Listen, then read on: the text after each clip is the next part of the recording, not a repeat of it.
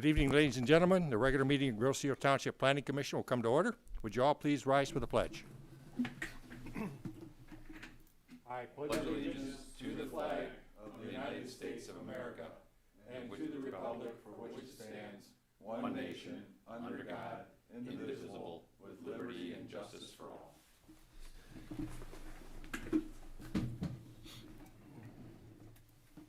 Since we have no citizens in the audience tonight, I will dispense with the mask information and move on to the additions or deletions to the agenda. Anybody who would care to change the agenda, add or delete? If not, I'd entertain a motion to accept as presented. Have a motion from Support. John, support from Eric. All in favor? Aye. Next item is the review and approval of the minutes from the regular meeting of September 7th. That was a memorable meeting, as I recall. Anybody have any comments on those minutes that we need to consider here in the near future? Under Article 25, Article 25 spells out all the details of having a public hearing and a public a review by the Planning Commission and then finally to the Township Board. We're not doing any of that tonight. As is our normal practice, anytime we are discussing something like this, we always want it up in front of the Planning Commission at least twice, so we have a good chance to think about it and talk about it and make sure that what we're changing is exactly what is needed. And we're doing that again tonight. So you'll see 5 items down there that relate to zoning ordinances. And Brian is going to lead us through this. You have a handout which summarizes the sections of the individual ordinances that we're concerned about tonight. And what we're looking for is discussion and input, so that when we bring it back the next time at our meeting in 2022, we'll be right on money and be able to just move right ahead. So we'll take each one of these ordinance areas one at a time. Brian will lead us through the changes, why we're proposing the changes, and then we'll talk about it before we move on to the next one. I should say that all of these have been somewhat digested by the subcommittee, Jim and Jay and me, along with Derek and Brian in a couple of prior meetings. So, you know, we've done some of the work, but again, we want to make sure that everybody is comfortable with the language before we move forward in 2022. So on that note, I will stop. Brian, would you start us off, please? I'm going to try to work from the dais, and if my computer dies, I'm going to go back to my chair. So I didn't do any fun PowerPoints tonight. Figure I just gave you guys a bunch of paper to look at, and that would make everybody happy. All right. So yeah, as John mentioned, we have last summer, Township administration staff, myself, started working on really just talking about ordinances, talking about some sections that are working, what are you having issues with. We usually do this probably every year, every couple of years, depending on the year. Obviously 2020 was a bit of a strange year, a lot of weird things happening, and so we probably didn't get to as many things last year as we wanted to, but we wanted to pick these up. And really the intent here is to help address some things that staff is seeing on a relatively frequent basis, not necessarily every day, but these are things that have popped up over the course of time, and we wanted to start to whittle it down into what we could do to kind of make it better. What are we seeing from the residents? What is it the residents want? And can we maybe make some changes that would help to better implement what we're seeing and what the questions are being asked of staff, you know, on a semi-regular basis. So John mentioned we kind of went through that process, whittled down our list, started some drafts, worked those through a little bit, brought the subcommittee in, got them up to speed, and then now we wanted to get it in front of the full commission to have some more dialogue. Again, give you some background, talk about some of the specifics that are contained in here, and get some initial feedback. See what your guys' reactions are, your responses. This is by no means, as John mentioned, no means an item that we're looking for any type of action. This is not a public hearing, really much more of a working session to get you to understand what we're trying to do, and then we can fine tune the language. We don't necessarily have to wordsmith everything tonight, but there's not really a lot here. So, I mean, I'd be happy to sit here and do that. If you guys want to kind of work this through and come up with the language exactly as we want to see it, changes to what I've prepared already, I'll make notes, we'll make those updates, we'll get these things ready to move forward for early 2022 projects. So, with all that out of the way, I'm just going to start and go in order that they appear in the document that you have. So the first item, this was one that the commission actually brought up as part of our project review on the Pirates Cove plan. You remember the special land use and site plan that we reviewed across the street here? And this specific issue relates to the requirement along, I believe it's Midway and Intrepid, for a 25-foot wide greenbelt that includes a 5-foot wide sidewalk. And again, as you probably recall, the discussion for that particular site plan was originally the petitioner was trying to see if they could get a waiver from the sidewalk requirement. How would they do that? Let's talk it through as part of site plan review. Commission, what do you think? Do you think a sidewalk should be required there? Is it necessary? What do we want to do? End result was that the majority of folks wanted us to make a tweak to the ordinance and basically take that out as a hard, fast requirement, thereby allowing that project to go forward without them having to put the sidewalk in. The alternative would have been to leave the ordinance language as is. We could have sent them to ZBA. They would have had to make their case to ZBA. Maybe they get a variance, maybe they don't get a variance. But instead, we're attempting this part first. So what I've done is you'll see, again, we're on page 1 of the document. I didn't put page numbers on it. Sorry about that. The current requirement is contained within a footnote to the landscape table for Commerce Park projects. So all I've done for the first part, I've simply deleted the footnote. I've taken it out because really that's the issue, is this sidewalk requirement in this one particular instance, or 2 instances, which is along Midway Intrepid, 2 of the main roadways in Commerce Park. So the greenbelt will still be required. So you'll still have to have a 25-foot wide greenbelt, and you'll still have to have the required plantings in terms of the ratio that's required. But a sidewalk will not be a mandate anymore. So what I've done instead is I've added in a new paragraph to this section that essentially makes it discretionary. So if we feel that there is a road in Commerce Park or a project in Commerce Park that may warrant the construction of a sidewalk, we'll have the ability to then require that. So rather than just throw it out the window for all of Commerce Park, I kind of thought we would at least put this item in so that you could require it if you felt it was needed. Now, I did write into this, and this is where the language may get a little goofy on this, but I did think that if it's going to be discretionary because it's Commerce Park, I liked the idea of getting some input from Commerce Park Commission as opposed to having this commission just use your discretion and say yes or no. And I just want to make sure we're on the same page is what I'm trying to get at. So if Commerce Park Commission feels that there's a project where a sidewalk would benefit and would be warranted, I want this commission to know about it, and then we'll require it as part of site plan review. Or if they don't, and you all agree with it, then you don't have to require it. So I didn't want to just throw it out of the window, but I also got the sense that we didn't want to mandate sidewalks over there either. So that's essentially what that one says without me reading it verbatim. Okay, let's get some comments on that. John, let's start with you, since you're our airport man. Well, I like it. And I think that the wording is fine. The intent of mandating sidewalks back in, I think it was 2000, somewhere in there, was the Commerce Park Commission / Airport Commission at that time looked at the development over there and envisioned sidewalks, right? Some residential and some storefronts and things like that, which required sidewalks. We didn't think at the time that there would be a development like Pirates Cove, which didn't warrant sidewalks. So I like it a lot, and it gives some more eyes on the importance of non-motorized traffic through the Commerce Park.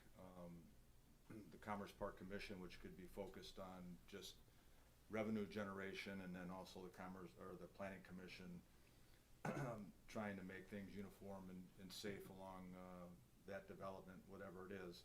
If something happens and the two commissions talk, we just demonstrated that it works, right? So this is perfect. I have no problem with it.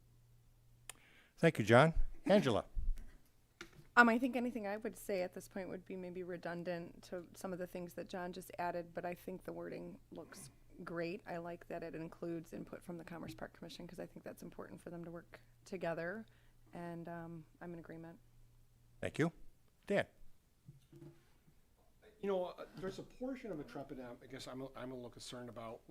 You know, right now when you're coming off the bike path, you can basically enter the area. There's, you know, as everyone knows, we have several soccer fields over there, so lots of kids are using this area.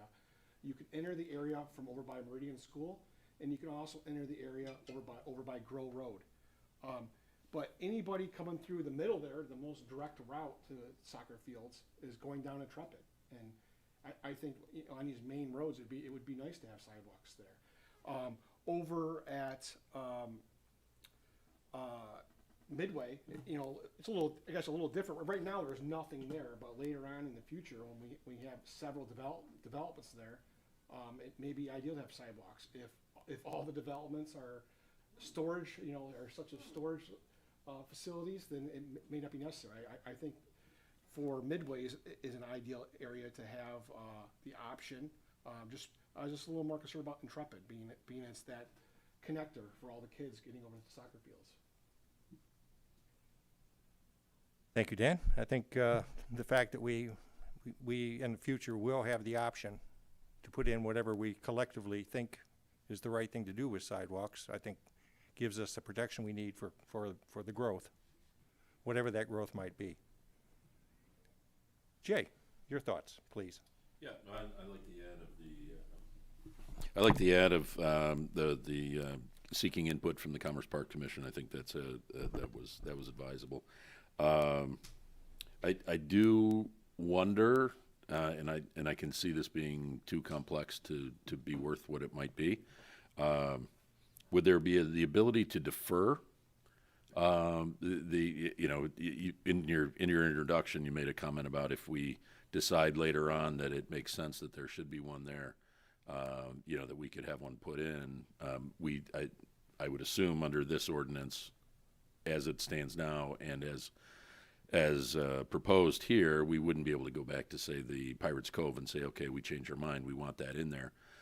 Would we have the ability to do that? Let's say somebody wanted to put a development on the other side of Intrepid, and we said, well, you know, the use of it right now isn't necessary, but, you know, down the road we may change our mind. Is that something we could put into an ordinance, and is that more administratively difficult than it sounds? Both.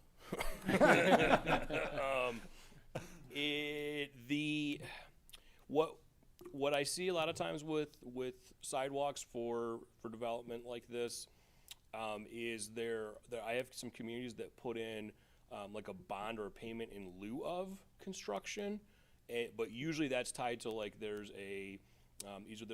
maybe a physical condition, or a lot of times it's a gap situation where we've got a whole roadway corridor and our ultimate goal is we want sidewalks, but the first development is right in the middle of it and it doesn't connect to anything. So we're gonna allow them to put some cash up front with the township or the village or the city and hold that until we get more development or until those physical constraints can be mitigated. And then you can go in and have the sidewalk constructed.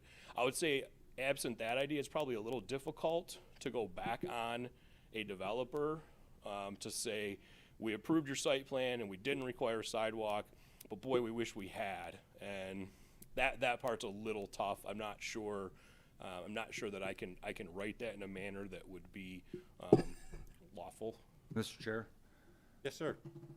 Keep in mind also that on this land we're talking about here in the Commerce Park, anything that we do is a land lease, right? We're not selling these properties to somebody. So, like in Pirates Cove, we are leasing that property and we put together the requirements of a development at that time. I find it probably next to impossible to be able to go back to them, and try to rewrite a lease or, invest. So That certainly wasn't my suggestion. My suggestion would be some, for the next one that came in and give them notice way up front to say, hey, we're not going to require it now, but we may come back to you down right, the road. but then again, let's say the next one is going to be a land lease as well. Right. So, again, I see that pretty problematic and next to impossible to go back unless we want to renegotiate a lease and say, but our leases, like 20 years out, right? So we do a lease, we can't go back and negotiate the lease. 20 years from now, if you want to go back and say you want to renew it, you got to put in sidewalks or something like that. But if the airport or a township ever decided to sell any of the land, and then there was a developer, something like holding money in escrow or for the future would be a lot easier. But I think that what's going to happen here is the developments that are going to take place are going to be pretty easy to determine whether or not they need a sidewalk, right? I mean, residential, brownstones, anything that's going to be built, an area that is going to have pedestrian traffic, it's going to be kind of easy to determine whether or not we're going to need it. To have a general plan of a bike path system, again, we have different issues that we're faced here at the airport.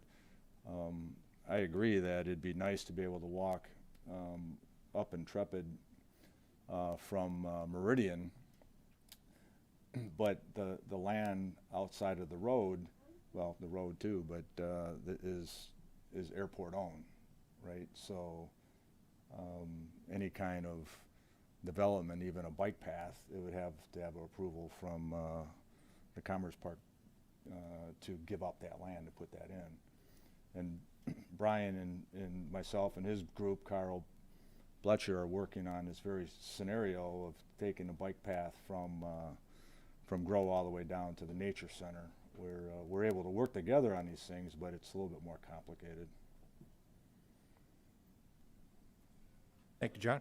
I think too that the other side of it is that in all likelihood, I mean, if there was a big chunk of sidewalk and a development came in, we didn't require it, years later determined that we wish we had that, it's still the township's property. The town, they can still, I mean, you could still go in and build a public sidewalk. Just at that point, it'd be with Township public expense. with Yeah. public dollars as Right, opposed right, to right. as opposed to the developer footing the bill for that.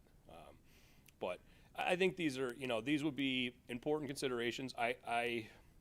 I thought about and stopped myself. I thought about putting in, sometimes when we have discretionary items, we'll put in the basis to use that discretion, or we'll put in some reasons why we might or might not, want a thing. And in this case, I did think about trying to write up what would be scenarios or situations. Would it be by land use type, or would it be size of development or whatever, where we might have a trigger where we would want to require it, but a different land use, we wouldn't want to require it.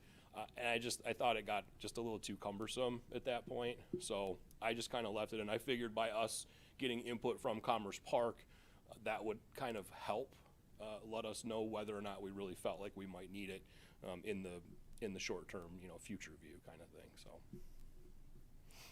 Yeah, so this is going to sound weird, but I kind of assumed it was going to be impractical, but it kind of jogged my thinking as you made a comment about going back later and changing our mind, and assuming you meant on a new development at the time of the development, but thought I'd raise the question just in case it was something you'd But seen before. that's what I want to do tonight. I mean, that's really, we want to make sure we have these conversations, and I don't want to leave it. I want to make sure that it works and that you guys are okay with it. Otherwise, we don't want to make that change. There is, I mean, in all honesty, I mean, anytime we talk about ordinance amendments, we talk about different options, different alternatives. The first alternative I like to evaluate is no change at all. So what happens if we don't make a change? And In this case, you don't have to, but I do think that there's been enough discussion, and I did get the sense from enough people that I thought we wanted to try this approach. We could leave the ordinance as is, require it, but then we could have Pirates Cove go back to ZBA and seek a variance to not put their sidewalk in, and then the sidewalk would kind of be a case-by-case basis, though applying the strict standards for practical difficulty, I'm not sure that they would meet it. But obviously, we haven't reviewed it for such either. But KJ? Yes, I'm good, thanks. Thank you, Jay. Jim? Take a mic.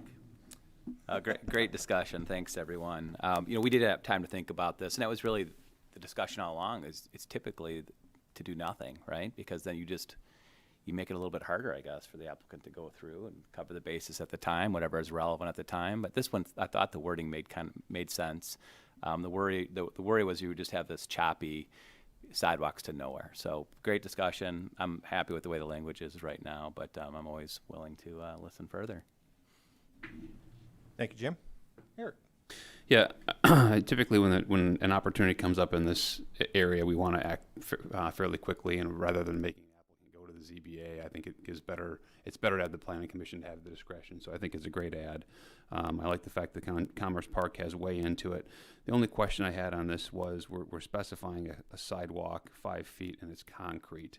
We've got a bike path partially in there, and maybe these two roads don't necessarily meet up, but does it hurt us by limiting this to concrete when it could be a bike path section instead of a sidewalk section? I think that makes a lot of sense. I could make it less specific if there were, if Bike Path Committee comes up with a connection through there that makes sense. We could have them build a bike path instead of a concrete sidewalk. You're still going to get your turn. Do you guys what do you do, 7 foot wide asphalt, or what would you constitute a bike path? So our existing bike paths are 8 feet wide. That's the bare minimum. Typically, that's a substandard design based on today's guidelines, and so if you're going for grant funding, you're going to be going for actually 10 feet. So I'd say that the minimum for a bike path would be 8 feet. So what if we just kind of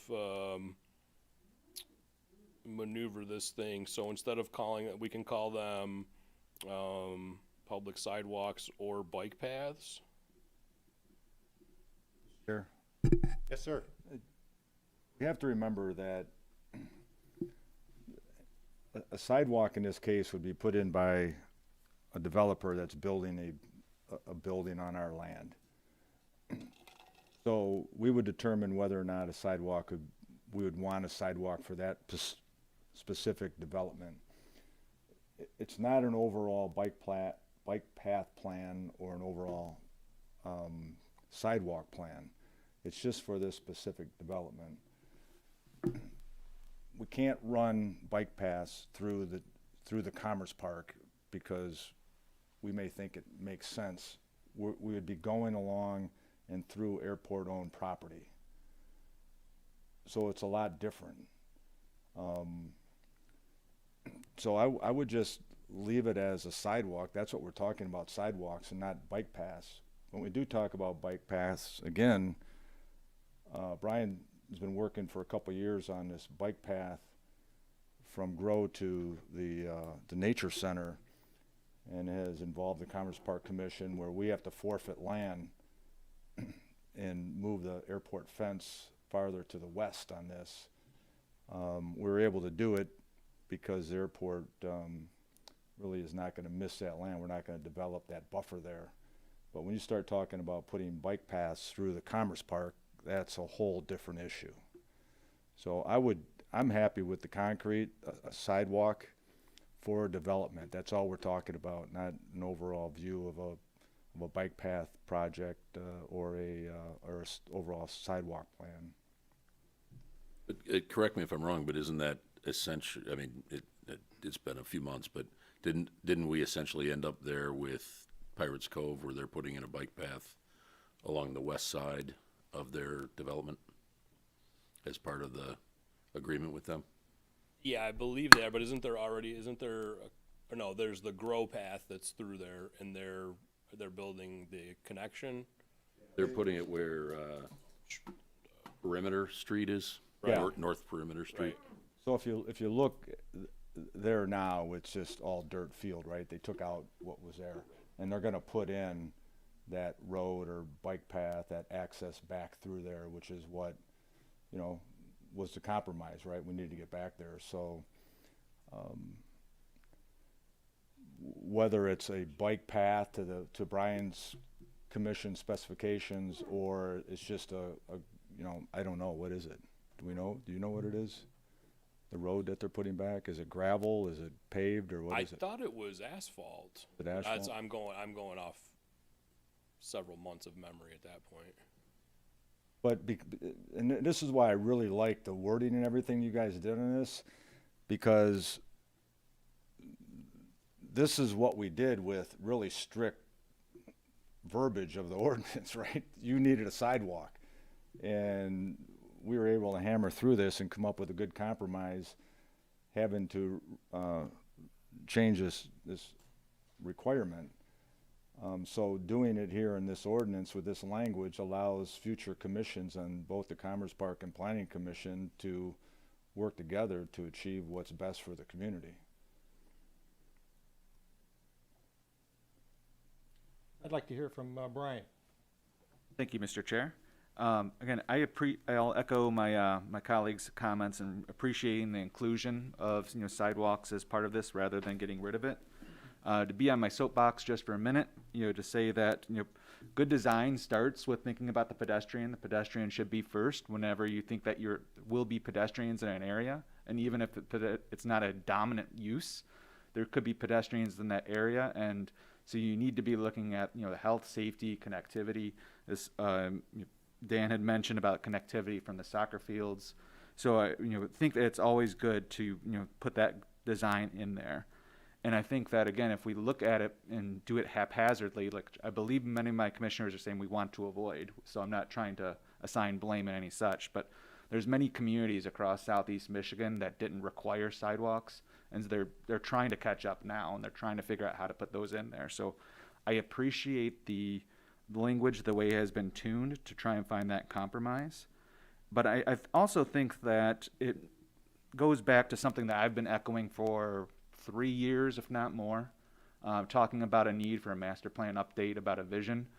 And so, thinking about the connectivity, through that area, connectivity to other areas, I think in general, this is just a symptom or, an example of the way that there could be a good visioning session for the entire township to learn about the synergies between different departments and work together.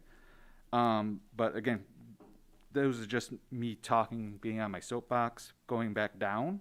Again, I appreciate that the language that's in here. I do like Mr. Ranka's suggestion about a path, but I also understand exactly where John is coming from in regards to wanting to be context sensitive.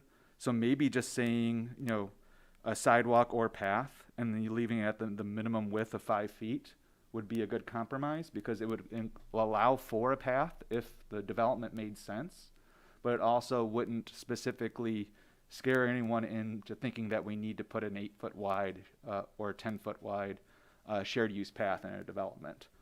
The only other thing I would add is that, perhaps including the Bicycle and Pedestrian Advisory Commission as part of the discussion and input, because again, we can help out as far as some of that connectivity outside of a specific development, and where it might make sense, where we might be able to say, hey, a sidewalk is needed on this street for the connectivity outside this area, but maybe not so much on some of the other developments. That concludes my comments. Thank you, Brian. I have a question for you, Mr. Borden. Mr. Rathel's point about the fact that this is all airport property, and any business that wants to come into this and build something, regardless of what it is, it's a negotiation. He's negotiating with that applicant as to exactly what conditions are going to be there.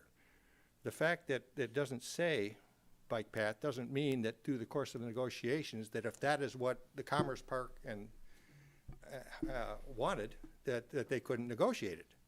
It just simply isn't listed as a specific discretionary item. Am I correct on that?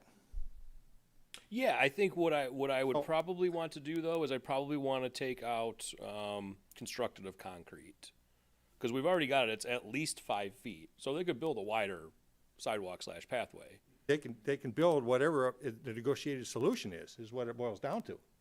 Yeah, well, that's just what happened, right? Yeah. So, yeah, if taking that out, that specific concrete, and do a minimum of 5 feet, Yeah. it gives the flexibility to everybody, then done. Okay. Are we okay if we just continue to call it? Do we want to add the phrase path or pathway, or are we okay just calling them sidewalks?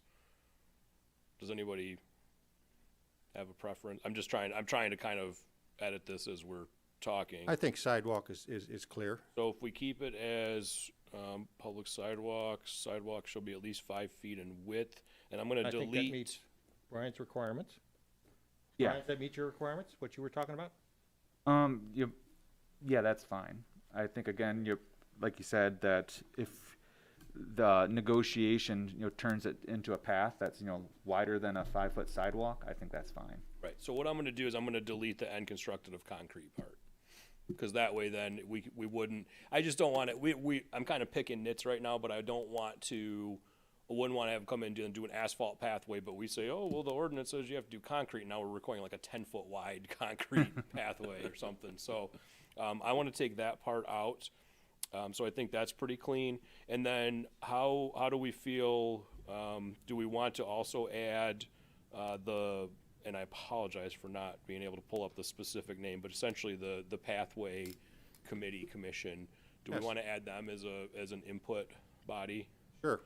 So we'll say from Commerce Park Commission and I'm sorry, Brian, can you? That's okay, it's can a you rattle- I mouthful. know it's long. It's Bicycle and Pedestrian Advisory Commission, so BPAC.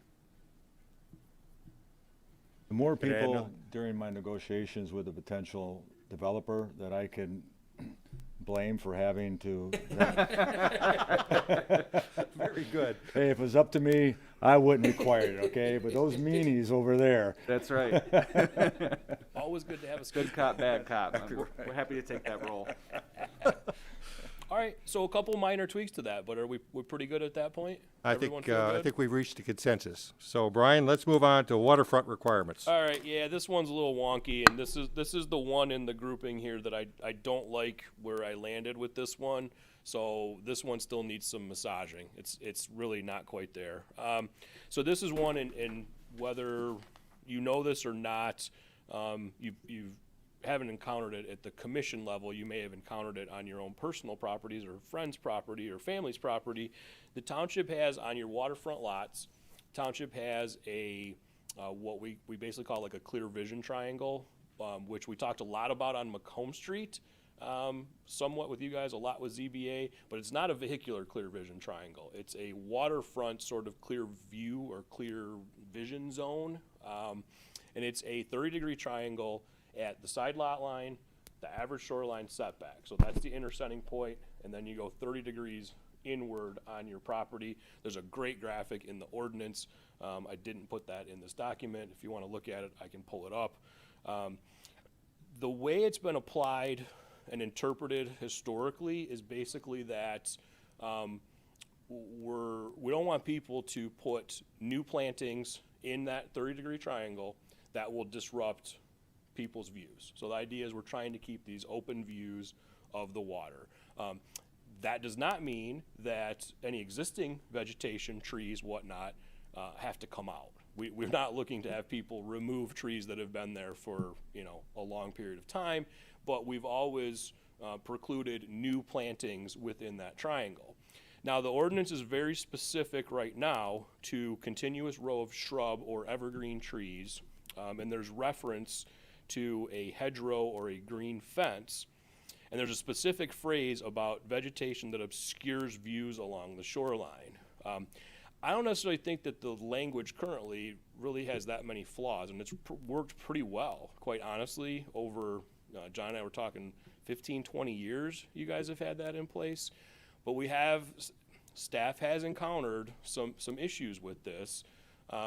and we have had some residents kind of debating with staff about different scenarios and situations where maybe there's a topographic change, maybe homes are built not necessarily in line, but there's some different shoreline setback issues, and basically saying, well, I can plant in that triangle because I don't obscure their views. I don't necessarily personally agree with that. I mean, I think the way it's always been intended is you don't put a hedgerow or a row of arborvitae or staggered evergreen trees in this triangle. But that's maybe not exactly what it says. And again, I think it's pretty much worked for the most part, but we definitely have run into some people questioning it and trying to find ways around it. So I tried to mess around with it a little bit to try to get to the point. What I'm trying to get at is, at least me personally, and this is why I want input from all of you, is, I mean, I think the intent is to not have people put new plantings in this triangle, and again, that obstruct the views. That could be subjective. My thought process is maybe we incorporate like above a certain height. I'm talking this one out right now. It's not exactly what I have written in front of you. So we could maybe prohibit shrubs, evergreen trees, deciduous trees, say, I don't know, above 2 feet or above 20 inches or something like that. Like, the intent is not, you can have your lawn in that area. We're not saying don't plant anything there. I don't know that we would ever have anybody go in if they put, they put in some annuals, some perennials, they put in some flower beds. As long as they didn't build up a big berm, I don't know that we would care. I don't think we would say it violates the ordinance per se, though some might say, well, if I get down on the ground, it does block my views, but I think that's a bit of a stretch. So I just want to clean this up so that it does what it's supposed to do, and staff is able to very clearly present to the residents what this requirement is and what it is not. And this is about the 10th different rendition of this paragraph. It's only one sentence. I have changed this thing at least 10 times. I still can't quite get it where I want. But I guess that's where I want the dialogue with you all. So understanding a little bit of what the issue is, maybe we can kind of look through the exact verbiage and just come to a conclusion, I guess, of, does it need to be changed, and or how can we clean this up so that it's crystal clear what we're trying to do here. And again, that's where I defaulted back to, maybe we just prohibit plantings above a certain height, and maybe that does it. But that, I don't know, I can see some downfalls to that too, because then they can be planted, hedges or shrubs can be planted, and they can be allowed to grow and not trimmed, and at some point they continue to grow and aren't trimmed, then now you're in violation, but yet we let you plant it there, and who's going to go out and measure the shrubs? Again, I'm thinking this one through as I'm talking, so bear with me. But that's the gist of it. I hope that makes sense. Want to try to clean it up. Want to try to help staff make it clearer to folks what it is you can and can't do. And that's where I need your help. Okay, well, let's see what help we can provide. Brian, we're going to start at your end tonight. All right. So I had mentioned that I do own property that goes up to the canal. So I just putting that out there that any vote or anything on this, I would need my fellow commissioners to say if this a conflict of interest, if I should even be voting on it. But that being said, I would suggest, rather than focusing in on the height specifically of the planting, is maybe look at it from a clear, like the same way that we approach it from a vehicle standpoint. So if you're talked about Macomb Street and talked about clear view triangles, well, there's a certain area that you don't want, you don't want it to be, that there's a certain area where from a driver's standpoint that you don't want to have anything blocked. Well, maybe from a pedestrian height, you don't want anything blocked. Or, so basically you could have a tree that eventually is maybe the actual vegetation on it, there you have the trunk at the bottom, but it doesn't, you don't actually get like any bulk of the vegetation up until like 10 feet or 12 feet or something of that nature, where you can actually still have that clear view within someone's yard. Does that make sense? Brian? Yeah, I'm sorry, I just wanted to pull this. Yeah, show this, and then we'll just, And again, I wanted to get back to can you raise it up just a little bit more? yeah, sorry, I was gonna cut. There we go. Thank you. So again, and maybe it's just clear that there, you know, we don't allow anything other than grass and manicured lawn in this triangle. Maybe that's the simplification that's needed. But again, I'm trying to keep this within some level of reason. Brian, I guess we're having trouble with, no microphone? I had muted myself, sorry about that. Oh, okay. So, please continue, sorry. Yeah, no, that's fine. So again, I'm trying to think of a way to simplify this, but I also don't want to, I guess I don't want to go too far either. So I guess I wonder if, I mean, would it simplify, would you all feel comfortable if we just simply said that you shall, you know, other than maintaining lawn, grass, or existing vegetation, that you can't plant anything new in this triangle? I mean, I guess that would make it pretty foolproof, but that's also pretty strict in terms of what people can and can't do with their properties. Yeah, yeah. Same caveat that Brian had. I live down the street from Brian, so we, it's not the idea is not foreign to me. But the question arises that what are we really trying to accomplish? As Brian suggested, somebody could plant, and I'm not sure the ordinance is clear either as drafted currently or as proposed. Could I plant a maple tree in there that would, the leaves would be, up high? It's not clear to me, and might depend on whether my neighbor has a second floor, that I'd be blocking, and then you get into questions. And so I think, the spirit is, I like the fact that we haven't had a lot of challenges to it up to this point. If there are particular pain points, then we ought to address them. But I'm not sure this makes it clear. I like the idea of kind of stating the concept, which is what you've struck here, or other vegetation that obscures views. I mean, otherwise it does get a lot closer to your concept of just grass, which might be fine, but then it's not entirely clear that that's true because it says a row of shrubs or evergreen or deciduous trees. If it's not a row, then it seems like it would be allowed. Yeah, well, and again, that's part of the issue right now. So I mean, the technical read of this is that while that maple tree may obscure views, it is neither a continuous row of shrubs or evergreens. So again, you could make the argument that under current ordinance, you could go plant a maple tree out there, but I'm not sure if that's what the intent was. And again, that's not the way we've ever explained it to anyone. No, but I'm not sure that's true. I mean, the planting of a continuous row of shrubs or evergreen or deciduous trees. Oh, I see. You could be reading. I added deciduous. Yeah, I see that. But yeah, I mean, the planting of a continuous row of shrubs or other vegetation. Or other vegetation. It would have to be you'd have to read it as a continuous row of other vegetation, I guess, in order to be I mean, boy, maybe we just delete a continuous row of. I mean, maybe it's just planting of shrubs, evergreen trees, or other vegetation that obscures views along shoreline. That's a lot cleaner. It's a lot cleaner. It's but it's clear. a lot, That's pretty. I don't know. All hampering, right? That's back to manicured lots. I mean, I like the way it really kind of reads right now, and maybe I'm just only reading it one way, but you can put a deciduous tree in there, right? You can put a tree in there, but you can't put a row of trees in That's there. how I always thought it was, right? You're trying to eliminate the tunnel vision, right? So you're standing in your backyard and you live on East River, and you're trying to look at Canada, right?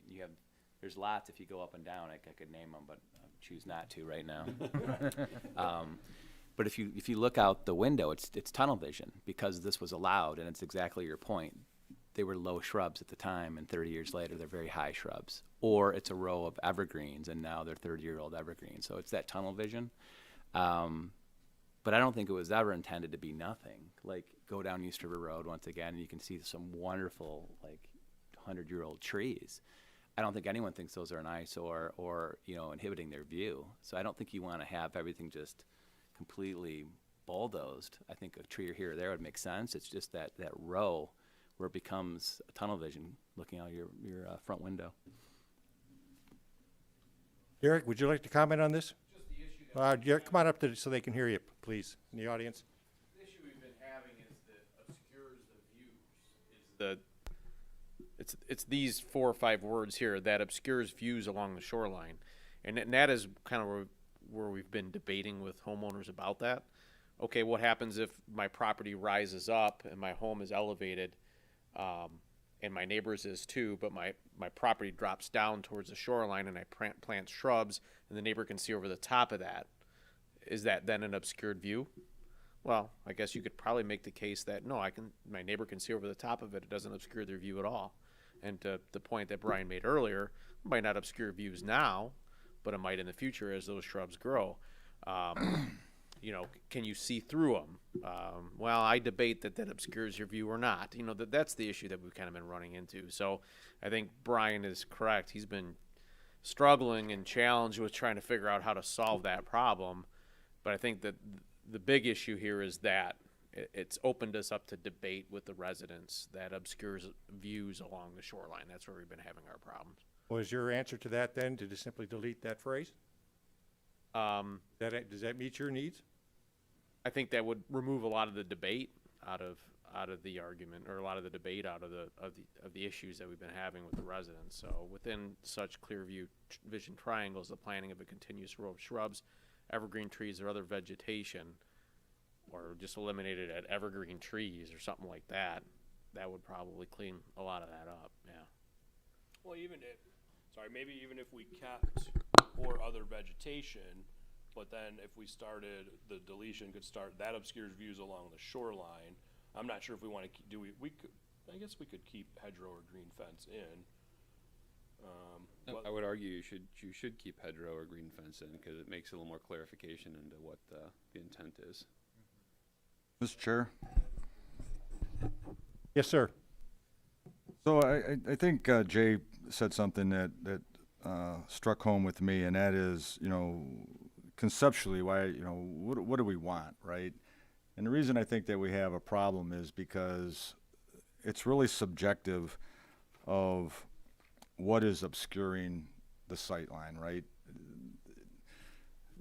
You can have one tree that's right in the middle of a sight line of somebody sitting out on their second floor, and the tree just happens to be perfect, right in the way of the sunset, you know. So I think we're dealing with something very subjective of a definition of obstructing views. So with that, if we look at the concept of what Jay was talking about of doing this, does it make any sense to make it where Brian can, or staff can, evaluate the situation on an individual level, and instead of trying to fit it into an ordinance? And to do that, in my mind, maybe it's we just get rid of everything after the second sentence where it says average shoreline setback and the shoreline as described below, and get rid of all of it. And then it goes to the side lot line, the shoreline, and number 3. So what it is, or what can be planted, if it's in a row, if it's not in a row, you know, does it make sense just to get rid of that and just say, hey, you know, each lot shall maintain a clear vision triangle along both sides between the average shoreline setback and the shoreline as described below? Thoughts on that? To that end, how do we address structures in the shoreline setback? If someone's requesting a canopy or an awning or even semi-permanent, do we address that at all in the ordinances? Well, things like that wouldn't be, the only thing you can do in a waterfront yard is an allowable waterfront structure. And that wouldn't be, you can't have covered boat wells, you can't have boat Right, so how do houses. we express that language? Do we express that language and what is and isn't allowed, and would that be helpful in that sense to kind of duplicate conceptually here. If we're just addressing the greenscape in this one, can we take a look at the language that we use for the structures? Well, it's all permissible though. I mean, these are all the different types of structures that are allowed in the waterfront. Okay, Docks, boat wells. Very little is allowed. right. I guess that's what I was looking to see, if Yeah. there was something that we could kind of not duplicate, but pull over, or pull from to address that to an Years extent. ago, all of the boat houses, covered boat wells, those were all taken out of the ordinance 20, 25 years ago, Long before that. 30 years ago. Okay, so we have different proposals. Additional thoughts? Eric, what's your thoughts on this? I think I like where John's trying to go with it. The only problem is if you get rid of everything else and it says that each lot shall maintain clear vision triangles, which would mean that if I got a tree there, I gotta go cut it down. Right, that was the, yeah, that's right. I'm not That was- not so that was happy the with, flaw right? in what I couldn't can- think I about mean, we how to, can- wordsmith that around to get rid of that. We can so. easily work around that one. I mean, if this is the desired direction, we can either write an exemption for existing, vegetation, or truthfully, if it is existing, this is in zoning ordinance, so theoretically, they could be considered non-conforming for their location and be allowed to remain without any issues. We're not gonna go out and force people to start cutting down all of these mature trees. No, I think that does a disservice not only to property owners, Yeah. but to wildlife and everything That's else in not the general. intent at all. Just make sure that that's clear for everybody. That's not the intent. What does that do from a administrability standpoint? I mean, having it just stated that clearly, that Well, again, so at that point now, we're basically saying that we further define clear vision triangle, because right now the idea is that it's anything that obscures views along the shoreline, or again, the idea being, because basically then you pretty much can't plant anything there, but that's where I got back to the height idea, like nothing above a certain height, but I don't know if that's the right approach either. yeah. And then as far as the height thing, I think you'd have to go to kind of expected full growth, for the plantings, assuming no trimming. I mean, that stuff is, findable. If you're putting in a boxwood, I don't think those can get above a certain height, whereas a burning bush can get pretty tall. So, those are all very different. Well, then again, I mean, the intent is still to avoid the hedgerow of effect of multiple boxwoods that, could go in. What if you define the distance between the plantings? That's one thing I noticed that's not in here. If you have trees that are all placed 20 foot apart, it's not gonna create that tunnel effect as much. If you got someone putting plantings in 5 foot apart, I don't care what kind of planting it is, it's gonna create the tunnel effect. I think it tries to address that by saying continuous and using words like hedgerow or green fence. So, because the distance apart can be so different depending upon your plantings and how they might grow, to say they gotta be 5 feet or 10 feet apart, would be very difficult to do that. It's almost on a case-by-case basis. That's why I think it's using generic language like hedgerow or green fence. But I like kind of the way you're going with that, like trying to allow certain things, with trying to fit the restriction into the intent, which is to minimize that, once again, that tunnel vision, right? I think it'd be nice to have, like, say something really far, like 20 feet apart. That way you have some plantings in your backyard, but you're not, but that's better than the other direction we're discussing of having nothing within 30 degree. It'd be nice to have some trees.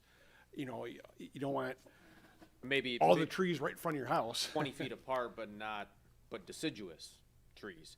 That way you're not getting into, your evergreen or your Yeah, 'cause- arborvitae that traditionally would act like a screening, right? So, But don't misconstrue, I'm not saying that you can't have anything. You can't have anything in the definition of what staff feels is gonna obstruct the vision, right? So if you say, well, you can't have anything, closer than 20 feet, then what happens if it's 18 feet? Can't have anything that goes over, 20 feet tall. Well, what happens if it goes 30 feet tall? We're gonna go out there and now, measure it, and so you gotta cut it down. The issue that I think that we have is when we get a complaint and we go out there and we look, we're trying to define to everybody's satisfaction with the language of this ordinance of what can happen and what can't happen at that point, where action needs to be taken, right? And staff is trying to figure out, well, in our curtain ordinance language, yeah, you can't have it, but then they find a loophole and you can, and now we can't do anything. If we just take out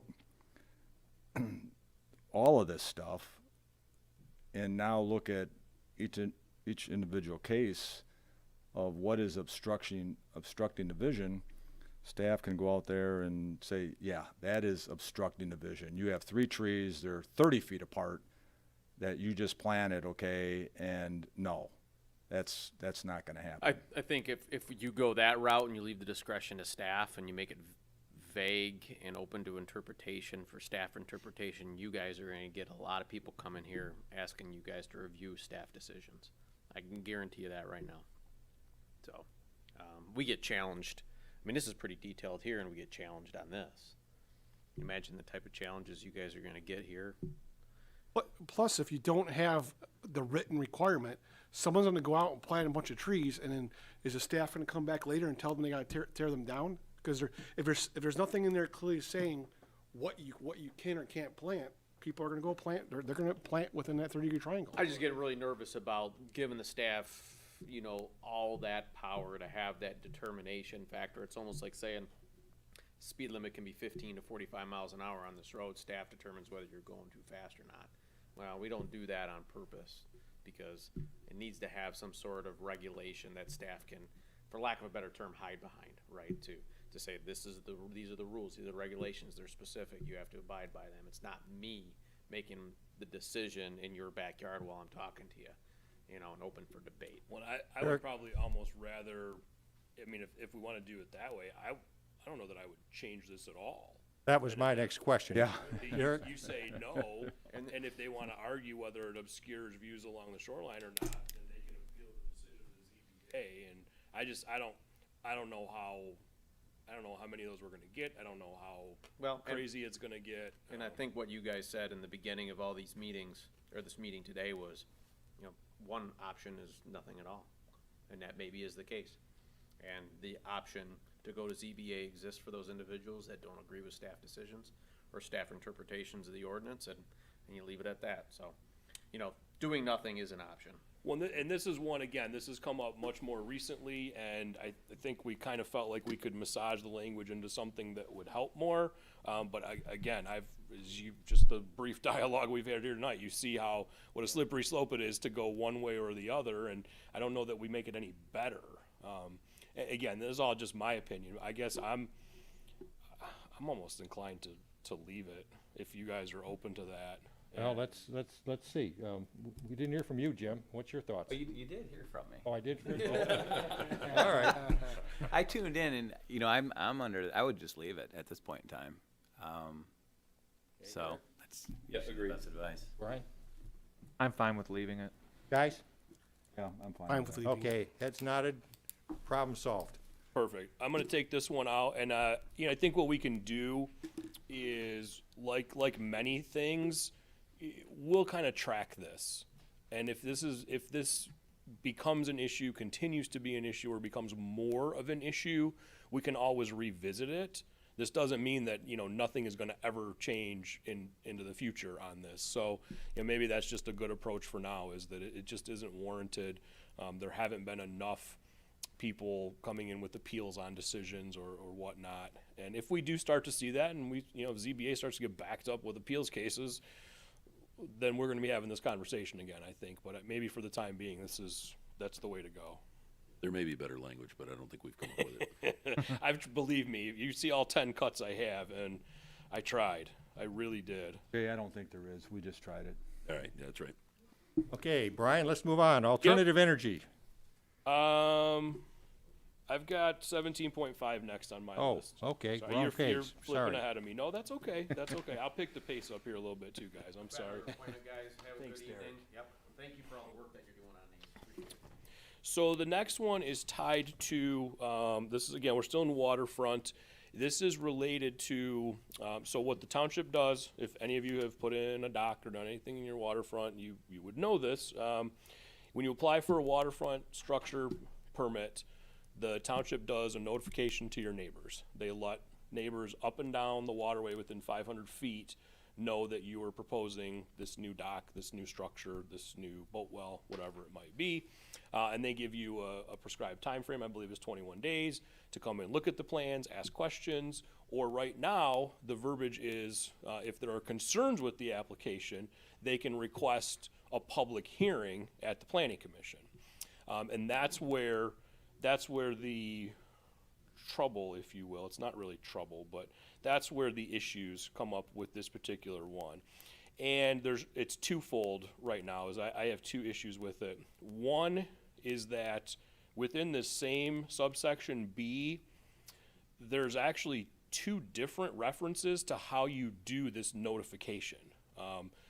So my first effort on this proposed change is to make that consistent. So what the township has done on the rare occasion these come up is when they get the initial application in, 500 feet along the shoreline. So if you're on external waterway, it's up and down. If you're on a canal, it's both sides of the canal within 500 feet. Get a notice of the application. If a resident requests a public hearing at Planning Commission, they then have to do a 500-foot boundary notification. So it's a different method of who they're notifying. And I don't know why it was written that way. I don't think it was intentional. I think it was just an oversight years and years ago. So the first thing I want to do is clean that up, is I want to make it consistent. So what you have in front of you is language that basically, so that initial notice is to people 500 feet up and down the waterway. If someone requests Planning Commission review, that follow-up notice of that meeting will also be the same people who got the first notice. So we're not adding people to the mix. We're not changing the mailing list for staff purposes. You don't have to keep two mailing lists. It's consistent. So that was the one thing I wanted to do. The other issue, a few years ago, we added in this paragraph 3 because we were having issues with who was to pay for this public hearing. Because when you have a formal public hearing, the mailed notification really isn't a big deal, but you have to publish in the paper. So now you have to buy the ad space in the paper. You have to do the 15-day notice in the paper. And it was silent years ago when this was originally drafted. And so staff struggled and oftentimes just ended up footing the bill. A few years back, we added in this language that basically we put the cost of the hearing upon the applicant in that case. So I've applied for this permit and my neighbor wants a hearing. I have to cover the cost of that notice. If I was applying for a rezoning, a special land use, a site plan, that fee would be baked in to my project, but it's not baked into your waterfront project. So we had some issues with that. And we had some concerns more recently with some neighbor disputes that, potentially gives the neighbor the ability, even on a perfectly clean project, to make them jump through this extra hoop, make them expense this extra $400, $500, $600 on their project. Didn't really think that was fair. I'm not saying that's happened, but it opens the door for that. So what we've done here is we've eliminated it, and I just noticed this. I gotta change the opening to paragraph B. I am no longer calling this a public hearing. Public hearing denotes very formal process outlined by state law. I'm essentially trying to refer to this as a Planning Commission review. So it's the same thing. We're still gonna get public comment. We're still gonna notify the residents, but we're not gonna publish a hearing notice for everyone else to see. And we are gonna notify the same group of people that got the first notice. So if it comes to this, they'll still come back to commission. Commission will have the review and approval authority, and we will take public comment from those who have been notified, the neighbors up and down the waterway, as you make your decision on it. So I wanted to clean it up, and I wanted to get this whole cost element out of the picture. I think I've done that. I hope this one is pretty straightforward. But as I just mentioned, I'm no longer calling it a public hearing, but the lead in to this section, paragraph B, is public hearing procedure. So I'm gonna rephrase that and call it public review procedure. We'll get rid of hearing. Let's see if we've got any comments. Dan, let's start with you. really don't have any comments to add to this one. Okay. John? I like the changes that you made, Brian. I'm good with it. Angela? Yeah, likewise. I am curious, taking out the fee, so that you're saying that by not publishing it in the paper, then we're kind of foregoing that whole cost issue anyway. And It essentially will be a second mailing, so it'll be the cost of like a 10 nominal. envelopes. Okay. I mean, Okay. Yeah. No, it's- I'm great it's with that. it's going to be inconsequential in comparison to Absolutely. a published notification. Jay? I think this is a great change. I fully in support. Jim? Good work. Eric? Let's go. Brian? I think it makes sense. Great work on that. Only thing I would add is if there's, I think one of the major reasons for this is again because of the cost for putting it in a public paper, and public papers are generally dying anyways. So like if there was like a goal of like something in the future where we really wanted to cast the net wide, like maybe thinking about how we're using code red or anything else that's like township led that still gets the word out to a certain people might be another technology to use in place of publishing in a paper. But I appreciate definitely throwing out the word public hearing so we get out of having to advertise in the paper. Yeah, and again, that's also, and just to make sure, and if anyone's watching at home, that's not the intent here either. We're not trying to cut back on public input. We'll still do the same notices. And the truth of the matter is, a lot of times when we do the mailed notices, get way better response than the newspaper notice anyway. And the mailed notices usually wind up casting a broader net because neighbors talk to neighbors, talk to neighbors, talk to friends, talk to family, and all of a sudden the 12 people that got that letter, if it's a big project, it's a big concern, then now 30 people know about it. It happens pretty quickly, but certainly use of Believe any me, I other know that firsthand. use I of I was actually a developer at one time, according to my neighbors. So the tree hugger. Yeah, other methods. I think just taking it out of this formal publication, and I apologize to any newspaper folks if that's harmful to their bottom line, but I think it's. I am a I think printer, it's by better the for way, the township's Brian, bottom so, line. So Okay. Good. That one's solved. Let's move on. excellent. Okay, alternative energy systems. So a couple changes here, but they are the first is something. This actually came from some conversations with residents, projects that they're looking at, and a ZBA case or two that we've had along the way. Your current solar ordinance for residential applications allows a roof-mounted fixture or a ground-mounted fixture. To date, no one has ever one person tried a ground-mounted fixture, but it did not meet the specs. They went to ZBA, they were turned down. We have had several roof-mounted installations. You may or may not have seen these. There are a handful around the township currently, but there is currently a prohibition on a street front facing solar panel. So picture your house, picture your roof, and right now the ordinance states that can only be on the side or the rear elevation, can't be on the street front elevation. The intent behind that, it did have a purpose, and that was because when it was written in, solar technology was not what it is today. The panels were much bulkier, much boxier, and really didn't have a great aesthetic to it. So I think the intent at the time was we don't want people driving up and down our roads looking at these monstrosities coming off of people's roofs. That's not really the case anymore. They are much slimmer. They are much lower profile. So what we tried to do here was now allow a roof mount on a street front facing roof. However, we have put in a couple of restrictions. One is that it has to remain parallel with the roof line, so you can't have like a crazy projection up above it, so that it does have that sort of stand out impact. And we've limited the projection above the roof line as parallel to no more than 12 inches. So essentially a foot off your roof, you would have to have the panels.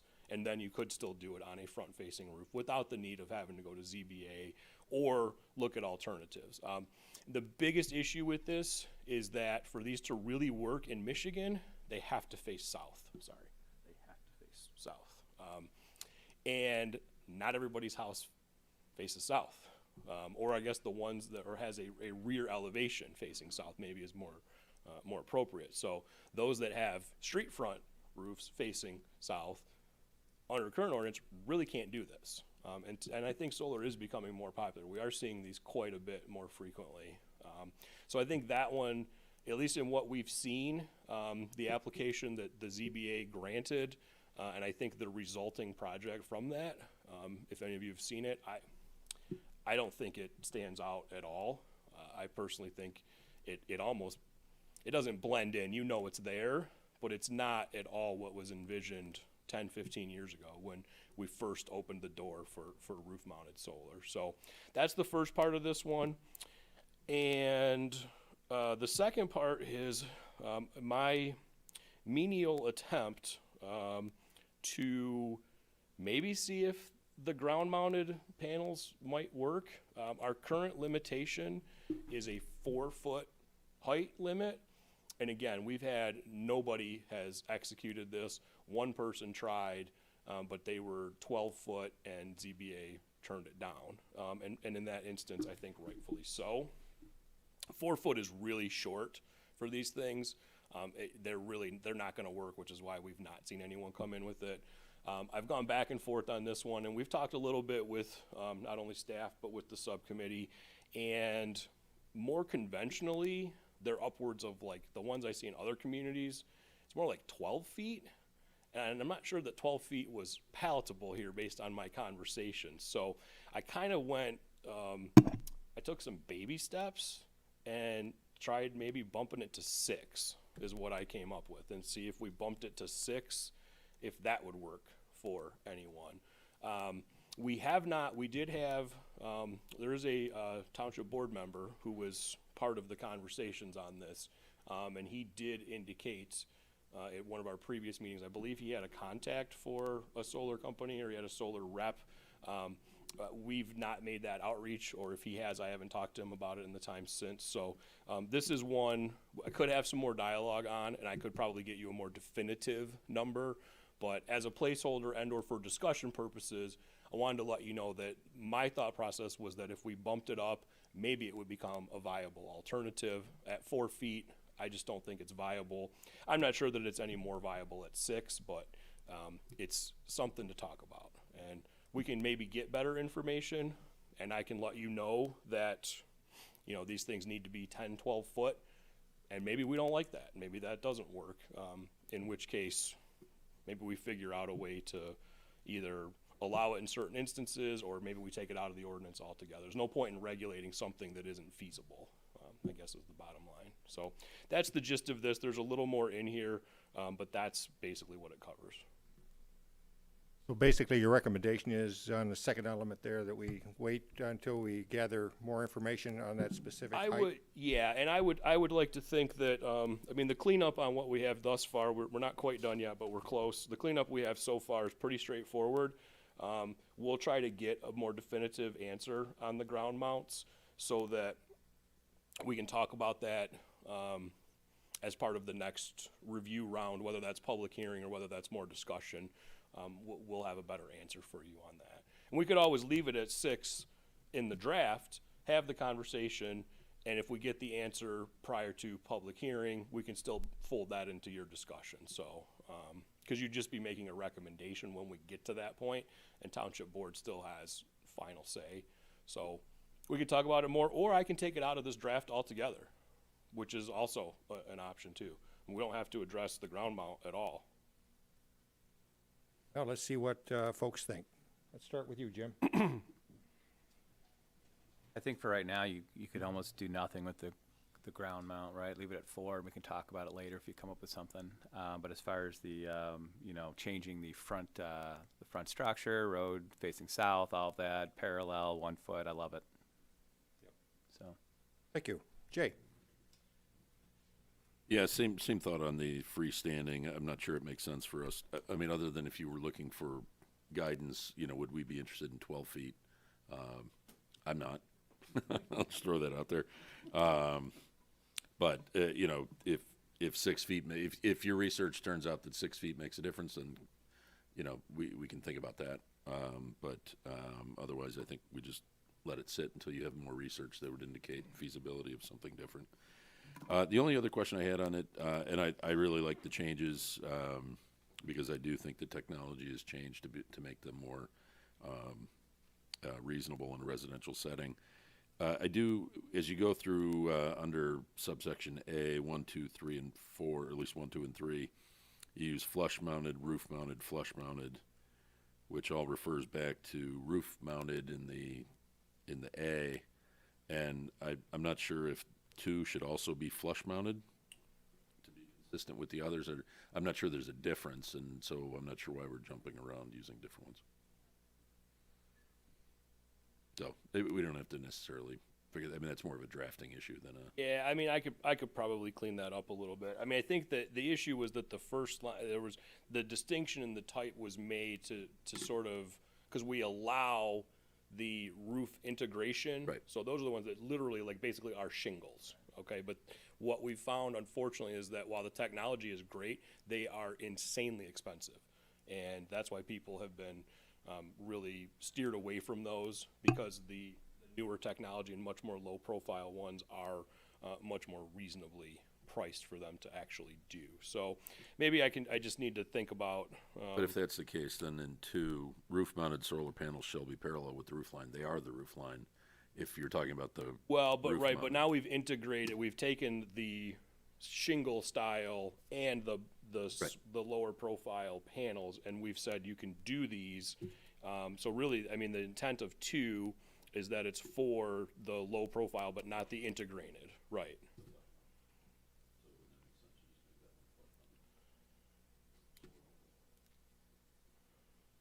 Instead of roof mounted? Yeah, I mean, you look at it later, but that was my only comment. Otherwise, I think this is a positive change. Thanks, Jay. Dan? Yeah, I'd really hate to have anything in here that blocks any kind of green energy solution. So I do like the change here to basically allowing it even on the front of your house. I think the roof's a good place to accommodate such energy making resource. As far as having it freestanding, again, once we go from 4 to 6 feet, then we start getting into obstructed views. And I think it's, obstructing views for anybody. So I think that it's going to create a whole another line of issues. Well, keep in mind they're only allowed in a rear yard, not a waterfront yard, not a side yard, not a front yard. So I mean, it's still pretty restrictive. But I understand what you're saying. Couldn't you potentially, could your neighbor behind you have a yard? Like, what's the limitation of? Can they have a yard full of these? No.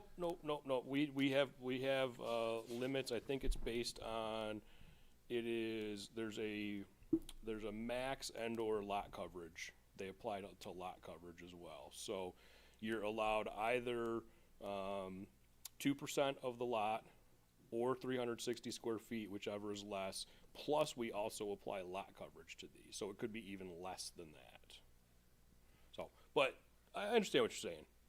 Farm, is that what you're talking about? Right, that's not what this Not a is. solar. That's not what this is. There are potentially allowances for the more commercial solar elements, but that's only allowed in airport light industrial. That's not. We're just strictly talking about the residential aspects, I guess, if you will. Hey, John? Well, it's interesting that we're talking about this, because that was one of the things that I wanted to do here at the Commerce Park in the open fields between the runways, is actually see the viability of putting a solar farm out there and do something regards to green energy. I like what Jim said, but as far as the looks, I remember it was a while ago, Chairman Schweikart was telling me when they actually started to run electricity to grow zeal. And they were putting... Oh, wait a minute. And they were putting poles up. And everybody complained about how they didn't like the way they looked, and it was terrible, and we need to regulate this, and so on and so forth. Well... everybody doesn't even really see those poles anymore, right?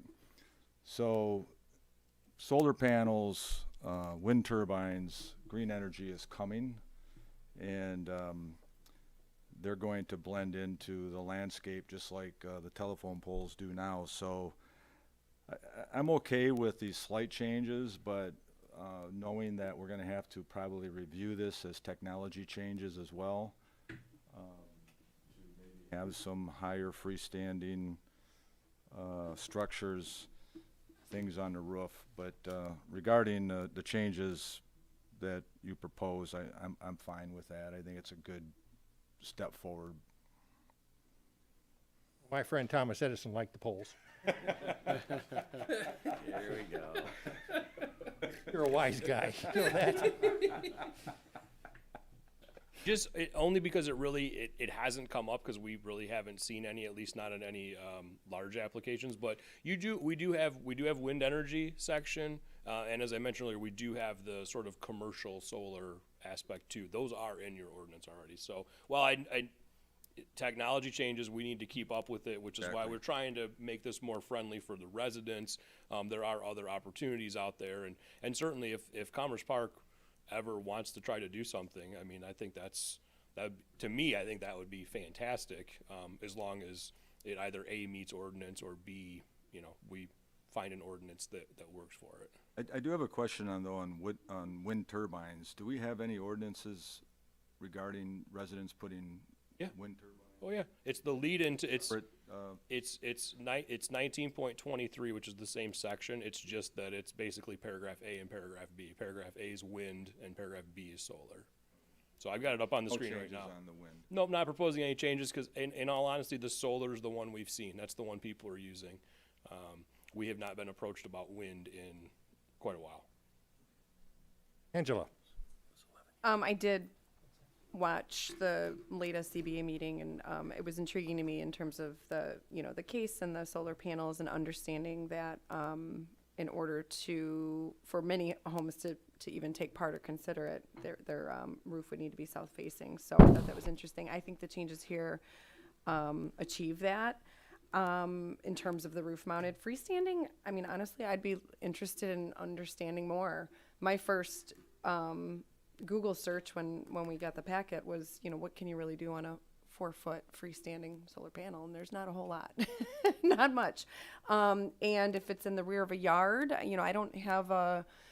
not on the water, but I can think of a lot of things that I would prefer not to see in neighbors' yards. But honestly, a solar panel wouldn't be one of them, if tastefully done. So I guess I would be interested in understanding more about the differences between 4-foot, 6-foot, 8-foot, 12-foot, whatever, and if that's something that is that works in other communities, how it works in other communities.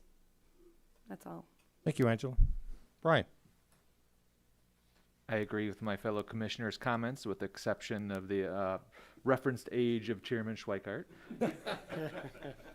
My only other comment would be regarding the freestanding solar panels, and I was wondering if there's any research that has been done or anything that could be where they're tied into some sort of other accessory structure as opposed to accessory building. So I'm thinking that maybe if it's part of a gazebo, or a pergola, or something where it's actually higher up, where you get that that better solar usage, but also it has more of that clear view underneath, so that way it doesn't create some sort of obstruction to neighbors.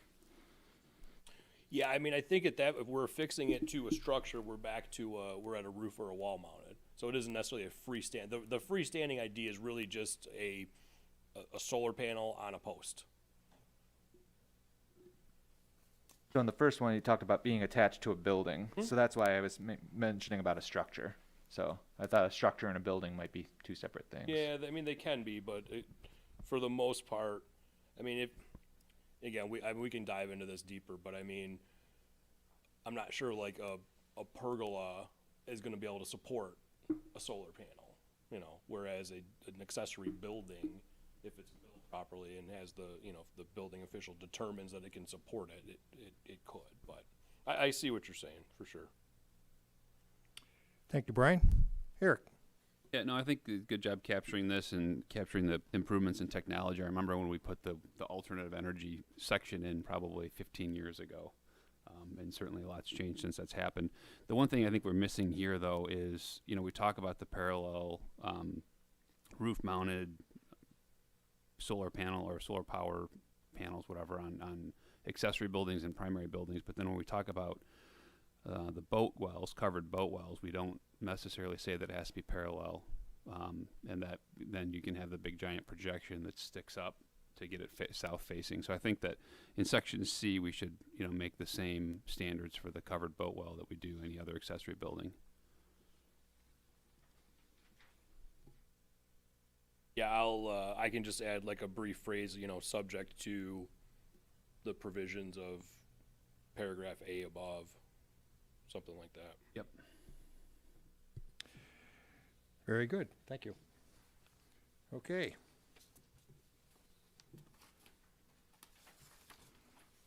Okay, last Can we one in move on, terms of Brian? last one in terms of this draft. Sorry, I just want to get my notes together.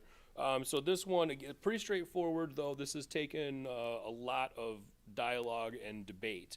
So I don't know if any of you have fences in your properties or not, but your fence ordinance currently allows you can have a 4-foot tall fence on your side or rear lot line enclosing your rear yard. You could also have a 6-foot tall fence in the same location, but you have to provide a 6-foot setback from side or rear lot lines. So in essence, it's a fence setback if you want to go up above 4 feet up to a max of 6 feet. Township staff is approached maybe not weekly, monthly, about 6-foot fences. And so we thought we would pitch the idea of simply getting rid of this 6-foot setback for a 6-foot fence and just jump into allowing 6-foot fences along side and rear lot lines. So it's pretty much that simple. But it's that simple. But fences and signs are the two things that communities can go haywire about. So. Brian, I think you might want to also mention about the kind of like no man's zone between the. Right. Well, the idea of again, this is where I think the intent was probably okay if you wanted shorter fences or you wanted to maintain sort of more open views if you wanted a taller fence.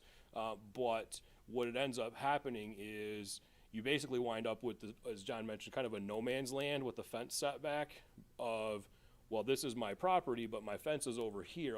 Most times people see a property, and unless you installed it and know it, you think the fence line is the property line. And that's, one, you can't do that because it's a bad assumption, but two, people do it, and it really can throw things off. And so what you end up with is, you know, people have to maintain this 6-foot stretch of land around their fence. And in the case of side-by-side fences, my neighbor and I both have 6-foot fences. Well, now we've got this 12-foot spacing in between our fences. We have to each go in and make sure that we're mowing and keeping, you know, making sure that our property maintenance is up to snuff. It's a tricky one that doesn't always work well. I'm not a big fan of fence setbacks. The way I viewed this with staff was, my thought was either we just get rid of the fence setback, because I think it's a very odd thing to require, and we either go up to 6 or we leave it at 4. But the fence setback thing is, and a lot of people are asking for 6-foot fences. So that's kind of why we went ahead and wrote it this way. Okay, let's see what people think. Angela, let's start with you. I think, and this is probably not the only reason, but it's a lot less expensive to look at fencing options when you're looking at a 6-foot. So that's likely the concern. And I think the setback rule is absurd in my opinion. So I'm in full agreement with your edits here. I think that's headed in the right direction and makes things a little bit more neighborly, in my opinion. Thank you. John? I don't think it's that simple for me. Brian, I think you know where I live, right?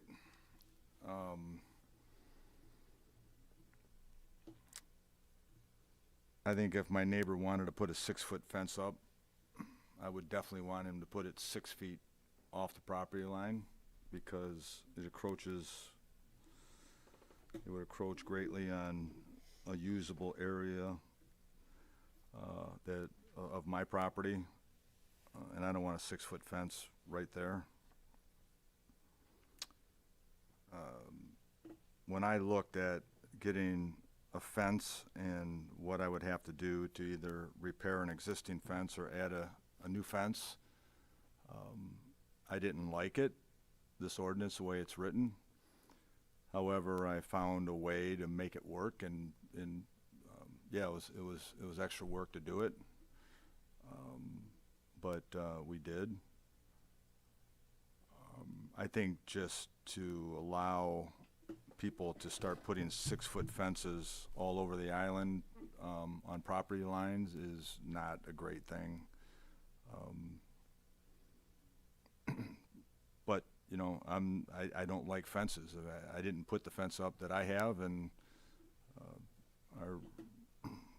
our island here has beautifully flowing green spaces and yards run together, and it makes it look a lot more appealing when we don't have fences all over. Now if we start adding 6-foot fences right on property lines, you know, whose fence is it?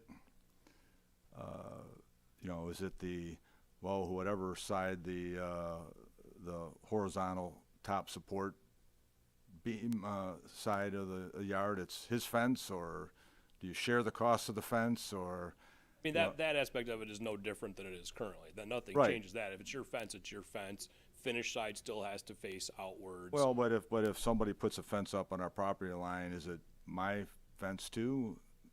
If my Well, neighbor puts it it up? theoretically is, I mean, it's on their property. Well, not if it's on the property line. Again, we're not changing that though, John. We're I talking know, but simply that's about an issue height. though, right? When you now you put up fences that are 6 feet that go against what may be there, or a brand new fence. If they put it 6 foot back off of that property line, there is no argument. It's their fence. They put it up, and they wanted a higher fence than what is a traditional fence. That's the price that they pay to do it, and I don't really care if they have to go around the other side to mow it or to keep it up. So I think you can argue both ways, but culturally on the island, do we want to just make it real easy to put 6-foot fences up all over the island if somebody wants to do it? And I would say no. Yeah, Dan? I think that this fence ordinance is one thing that makes a really nice, unique addition on Grosse Ile by not having, like in many other communities where everyone has these 6-foot privacy fences that people have because they want to keep Rufus in the backyard or just because they're used to having a fence. I think it creates a really nice natural environment that's more open in the backyard, allows the deer to pass through the yards. And there's many properties I know that their backyards, by combining everyone's backyards, creates almost like a park-like environment in their backyards. And if someone decides to put a 6-foot privacy fence up right in the middle of that, it'll ruin that whole park-like atmosphere with one property owner. I think over the years, because this has been in place for a long time, I think Grosse Ile residents have found many ways to deal with this, such as natural buffer. Not necessarily arborvitaes because the deer will eat them, but evergreen trees can be used to create a natural buffer. Also, keeping your dogs in your backyard. I think I see invisible fence in more yards on Grosse Ile than I have in any other community. So I think there's ways to get around that, around the issues you have by wanting a privacy fence. But I'd really hate to bring such a large change and ruin this unique environment that we have on Grosse Ile that you typically don't see in other communities. Another item that I just to bring up regarding the fence here is, what are the requirements for waterfront requirements? Especially being that earlier we were talking about the clear vision triangle. I was looking at that section. I didn't see anything directly about fences. I saw about rows of green plantings, but not about fences.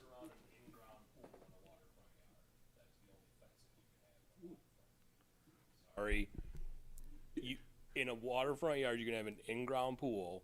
You have to fence it by code, but there are limitations on where it can go. It has to be, it can't be a privacy fence, can't be more than 10 foot from the edge of the pool. There's a whole section on waterfront pools. So privacy You fences cannot- aren't You cannot allowed fence a between waterfront yard. properties? You cannot fence a waterfront yard other than around an in-ground pool, as prescribed in Article 17. Mr. Chair, can I ask a quick question in regard to that? Absolutely, please. But isn't the fence ordinance, we can't enclose an entire yard, like it doesn't, we can enclose an entire yard in the front facing around, from the front of the house, or is it just, They can't encroach, they backside. can't go closer, there's a whole, now we're getting into your whole fence ordinance. I just wanna talk about heights. but I think that's important. There's different standards for corner lots and interior lots. So on an interior lot, the fence can't come closer to the road than the front of the house. On a corner lot, there's a definition of, there's a defined area that is the side street yard, and then a fence can be within that side street yard based on a host of different regulations. There's location requirement, there's style requirement, there's can't be within a certain number of feet of that side street yard, depending on what type of fence it is and what type the lot's configured. Again, I don't want to talk about your whole fence ordinance Yeah. tonight. Well, I guess, and my point being though, so we have two separate concerns, 4-foot height and, whether or not it's on the property line. So maybe we can, each tackle that, because in my opinion, I think that, and I'm gonna be in disagreement with you here, John, but if we have the setback, then it does create a lot of wiggle room for a mess, really. I mean, in my opinion, if there's the setback and no one's taking care of that, or they're required to take care of that, and how that's, Right, but you know. what has happened is, because if they wanna put a privacy fence up, and it's higher than 4 feet, then they lose 6 feet on both their side lots and their back. Is it the back too? Or side? So Side and rear. because they lose that, they don't do it. exactly, but that's what So you allow them to do it right on their property line, then you are inviting privacy fences around the entire property boundary of that resident. So what Dan has said from happening is that you lose 6 feet. You get punished if you want to put a privacy fence up. We're talking about taking down or removing that punishment of putting privacy fences up and basically encouraging it at this point. I mean, we would be encouraging to do it. So then why do we even offer the opportunity to have 6-foot fences then? Why don't we just remove that from this ordinance altogether and say that we only allow 4-foot fences on the property line and be done with it? Well, okay. I mean, to me, it seems like, but I think, I mean, 6-foot fences on the island. Okay. I agree with the aspect that I do feel that because you have the setback is what's preventing people or to not actually add fences, and which ultimately is nicer not having all the fences. I think a lot of people would agree, not everybody. That was the reason why it was put in that way. which I think is just a tricky play on words then. I Seems- think seems that to- we should just say what it is, what it is, and then, yeah, in my opinion, I mean, just be straight about it. Jay, what do you think? Yeah, I'm for a lot of the same reasons. I think it should be left the way it is. I think to answer the question, well, why do we do it this way?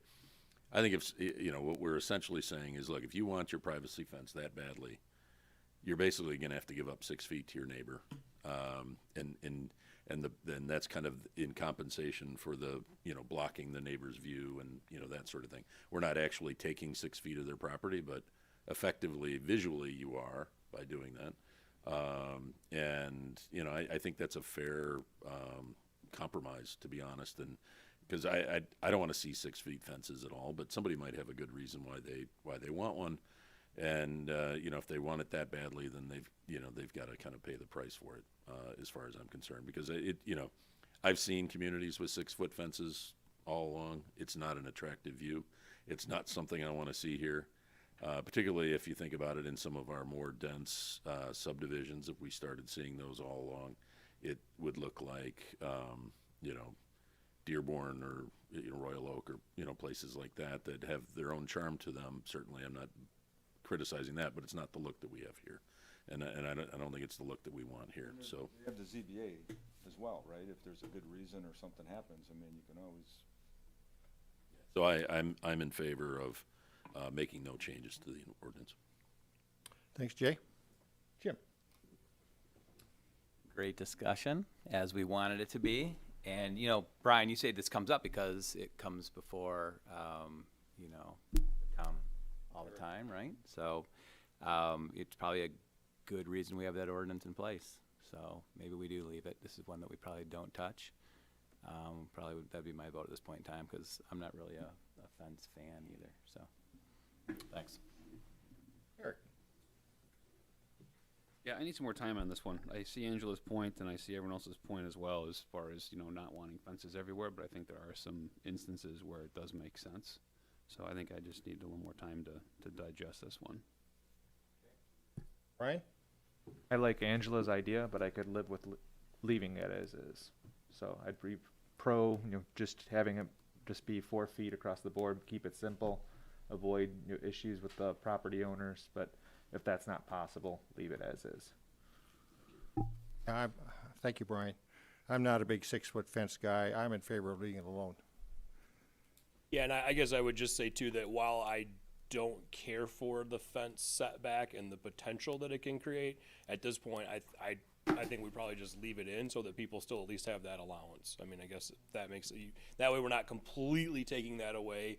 And the reality is for as long as the ordinance has been written that way, and it's been a while, that's the way it's been, and it's worked. I think it's really, we brought this to you because staff gets a lot of inquiries and requests about 6-foot fences. So, but Brian, can I ask, out of curiosity, I know we've got to move onward. Do we have, are there many of those kind of dead man strips on the island? I'm sure there are. I just can't picture I mean, any. there are, because I know Experience. we've seen certainly a handful over the years. Now, mind you, I've been 2021. I've been working here for 18 years, so yeah, we've seen several. But I mean, over the course of that long a period of time, I don't know what that adds up to. You know, it's obviously not the majority of them. Even the majority of lots aren't fenced at all. Those that are, I think, probably more 4-foot on lot lines than there are 6-foot with 6-foot setbacks, but we know they exist. But I think that is a perfectly acceptable path to move forward on, / not move forward on. Okay, that completes that element of our zoning ordinance review. I think this is a great discussion. I think this is exactly what we wanted to accomplish. So good job, everybody. Would you like to take a short break now or continue on through the agenda? What's your pleasure? Yeah, I can, if you guys are cool, I mean, I can plow through these, I think, a little more quickly, because I really wanted the discussion and the dialogue to fine tune the actual ordinance amendments. The rest of this stuff is still somewhat hypothetical and or it's just informational. Okay, well, I'll tell you what, keep it at a high level, we'll just keep on trucking. Absolutely. Okay, so next one on your agenda, we do have 2 other amendments that we have been discussing. One is trying to make some changes to residential boat and RV storage. There are provisions in place right now. I pulled them up. I won't go into too much detail now, but there have been some inquiries made and some dialogue about maybe allowing some more boat and RV storage, if you will, in residential properties, maybe allowing them for different periods of time, maybe not requiring them only in, you know, rear yards on concrete pads or graveled paths, basically opening up this section to allow some more opportunities for people to store their boats and or RVs at their properties. So that's one. As you can see, I'm not going into a lot of detail because it's a really tricky dialogue to have. We will, the way we left this one and the next one I'll get to was we'll want to have kind of another, I think we'll have more of like a working session like this, but we'll have kind of an outline of sort of what some ideas and options are so that you all can see what we could do and then see if we want to do that. So rather than just me talking about it, I'll actually have something for you to react to the next time we have this conversation. And then that way we can see if you want to move forward or what you want to do with it. But that's the gist of that one. I might. Is there, go ahead. I was just going to suggest that maybe fill us in on what the current rules are and how it's enforced. So I don't know that I can speak to the latter. I know that it definitely comes up. I don't know how frequently Tony has to deal with this, but I know it does come up on occasion. There are, I'm trying to think, obviously there aren't issues if it's inside a building. So if you have an accessory building or a garage that fits it, you can store them within. There are, so boats, garage, non-required side or rear yard, and on a trailer. And I think the idea here was there was some discussion about people who wanted to be able to keep their boat on their trailer, say in their driveway as a different location, and or potentially for those on waterfront to pull it out of the water and have it on a trailer in the waterfront yard, neither of which currently would be allowed. And I think the latter part of that, I think there are some waterfront areas where, as I understand it, I think there are quite a few boats being stored, but they're not visible from the roadway, so it takes a complaint to get Tony out there, and if the entire neighborhood is doing it, then nobody's really complaining about it. So that's a tricky one, but that's kind of the gist of it. I don't get too involved with boat and RV storage, so I just know that the intent, or not the intent, but the idea was to have a dialogue about relaxing these requirements that you currently have. Before we leave that, I'd like some high-level feedback from people, just on this concept of change of this. Because I, for one, am definitely against this change. Now, you mentioned Royal Oak has its certain good characteristics and all that, but yet has drawbacks. Well, I would say that Gibraltar is in the same sort of category. They have some very nice things down there, but one of the things that's not nice, if you drive through the neighborhood and you see boat after boat after boat after RV, there is no neighborhood, in my opinion. Okay, and relaxing this standard is what keeps us from being like that. So I look very hard at this. Right now, they're only permitted for a limited amount of time, correct? Well, we had talked about a lot of different things. I don't know. I don't think there's a limitation if they're in the proper location. No, outside of the proper location, there This, Yeah. this actually, I should share, this actually came from a member of the township board who based it on a property rights issue.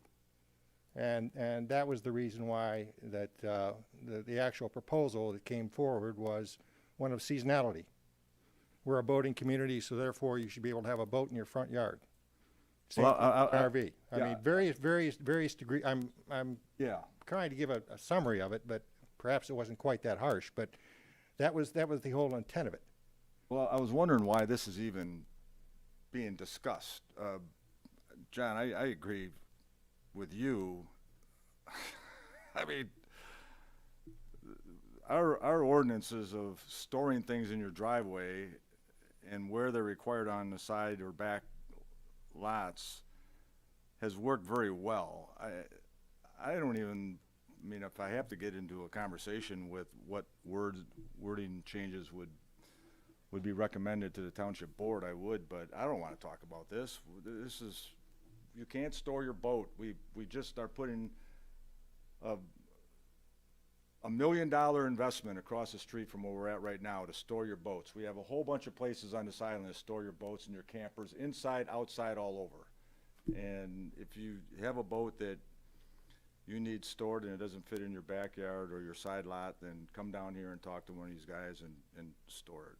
Can't have boats in our driveway or campers or cars or, you know, busted up junk that doesn't work, and I think it's crazy. Well, does anybody want to have Brian spend the time to bring this back? Mr. Chair, I'll take that contrarian view, simply because we are a boating community. We're surrounded by water, so I think that we at least should entertain the notions of potential flexibility, that maybe there's ways to, again, reach the goals of what we're trying to accomplish with the current legislation, but do it in a way that's more flexible to people. You know, while I do not plan to store my boat in my front yard, I can say that I'm one of those people that, you know, I have too much of a grade into my backyard to actually store it in the backyard and don't have side yards. And so I can think of other people would be in this similar situation.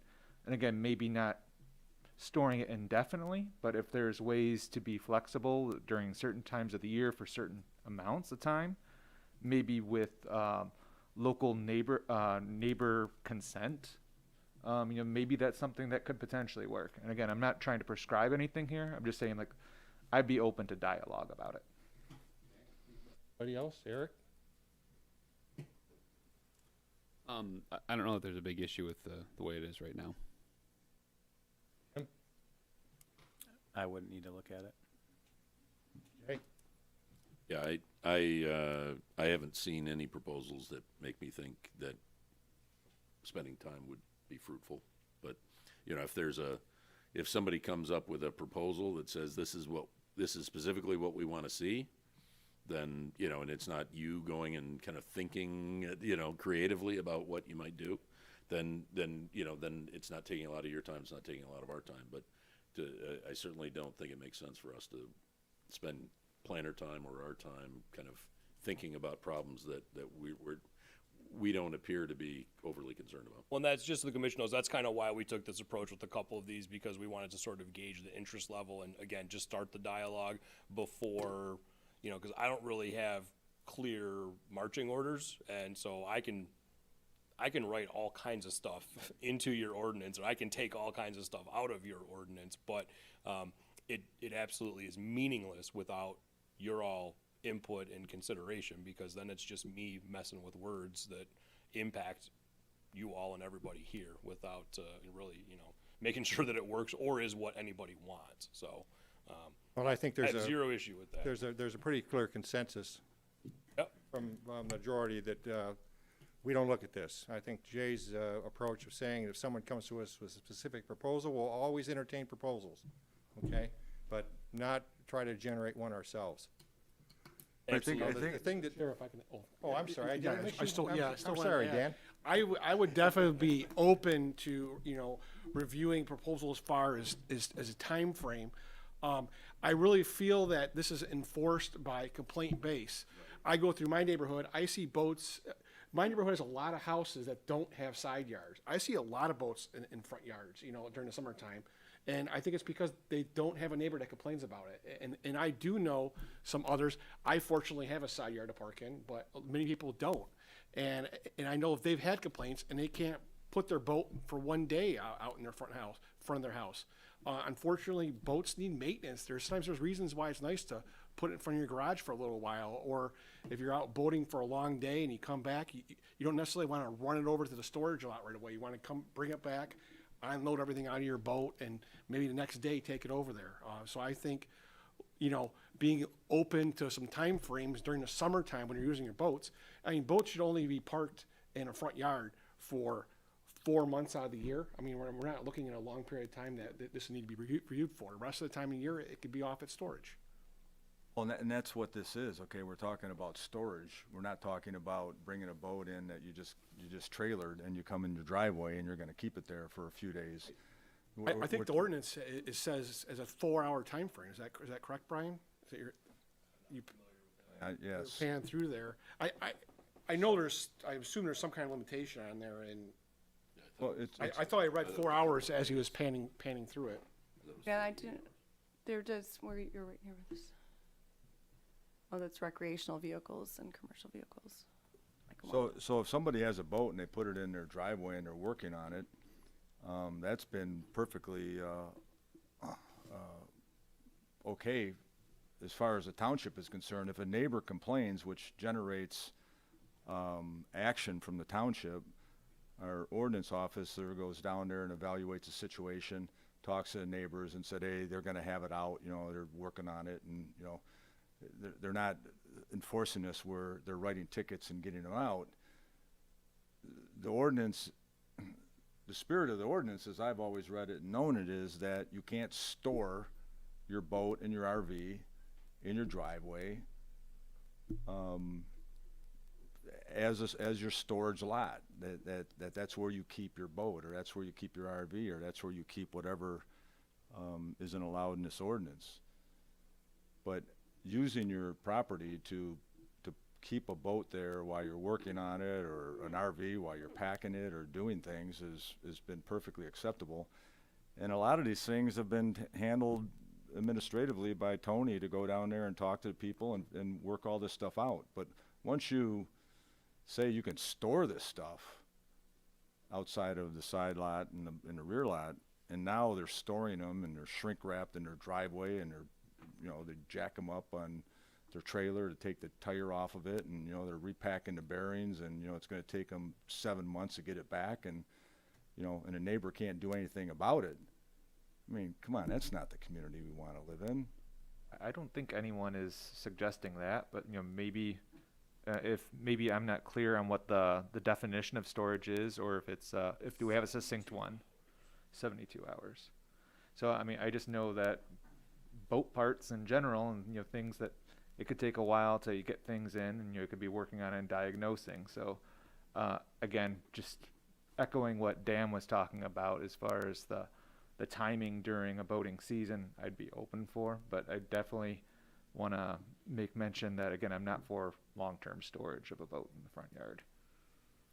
I guess my final point would be, if this is being brought in front of us, is there, what is the reasoning behind it? I don't want to shut something down that needs potential collaboration or tweaking if there is a real concern. If a township board member brought it forward just based on their own premise, then, then that's different. But if a township board member's bringing it forward because their constituents are expressing, disdain or dislike then I think that we owe it to the community to investigate a bit more. But I would like some guidelines. I mean, I certainly don't want Brian's time spent, just coming up with wordsmithing, and changing this if it's not a real concern. But if it is a real concern of the community, we may not know that because it may not be our concern, but it may be a concern of the rest of the community. So I would be interested in not shutting it down, but maybe revisiting it once we have more information and feedback personally. I think what we'll do is we'll have that dialogue. And if then there's a purpose for more discussion with the commission,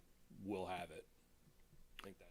Yeah, it's a good point. Is it from a board member that is bringing this forward for self-serving reasons, or obviously I can't speak to that.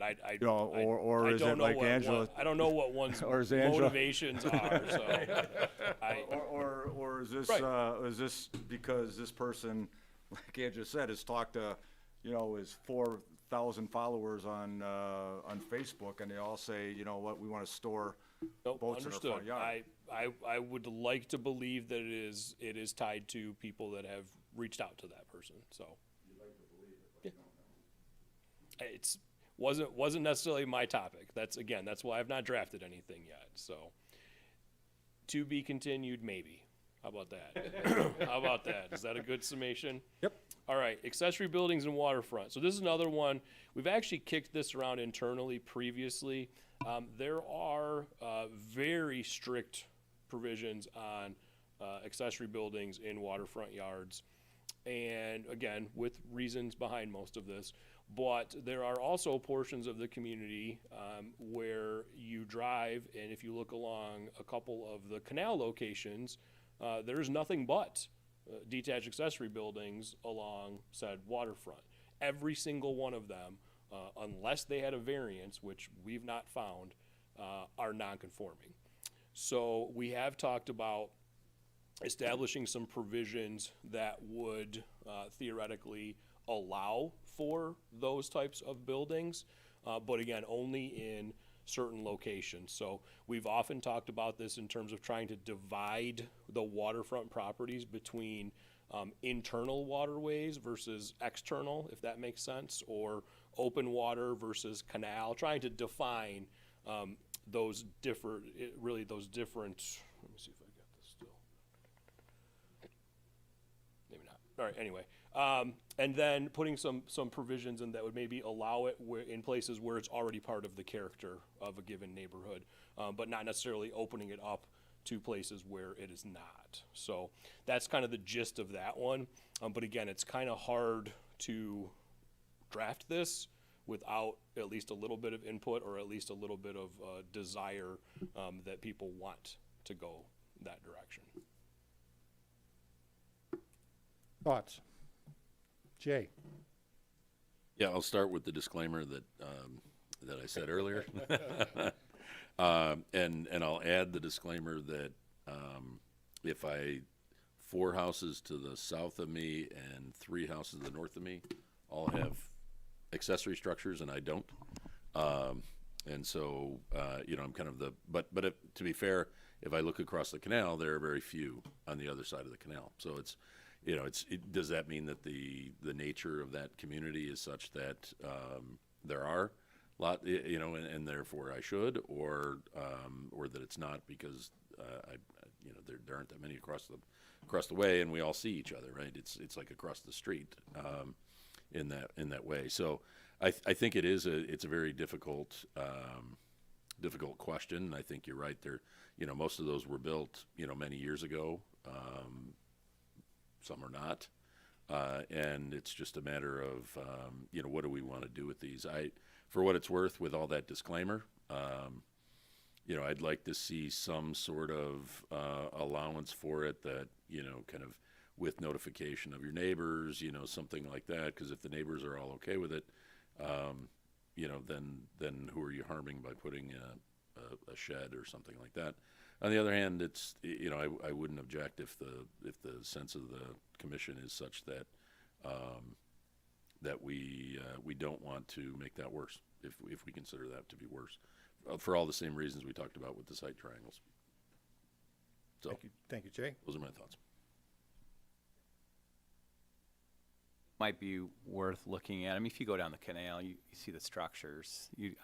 If you didn't know anybody, you would assume they were allowable, right? So it might be worth looking at. Brian, I think in the past you would look to see by changing it how many more properties would actually become conforming, right? Versus non, like they are right now. Is that kind of how you're?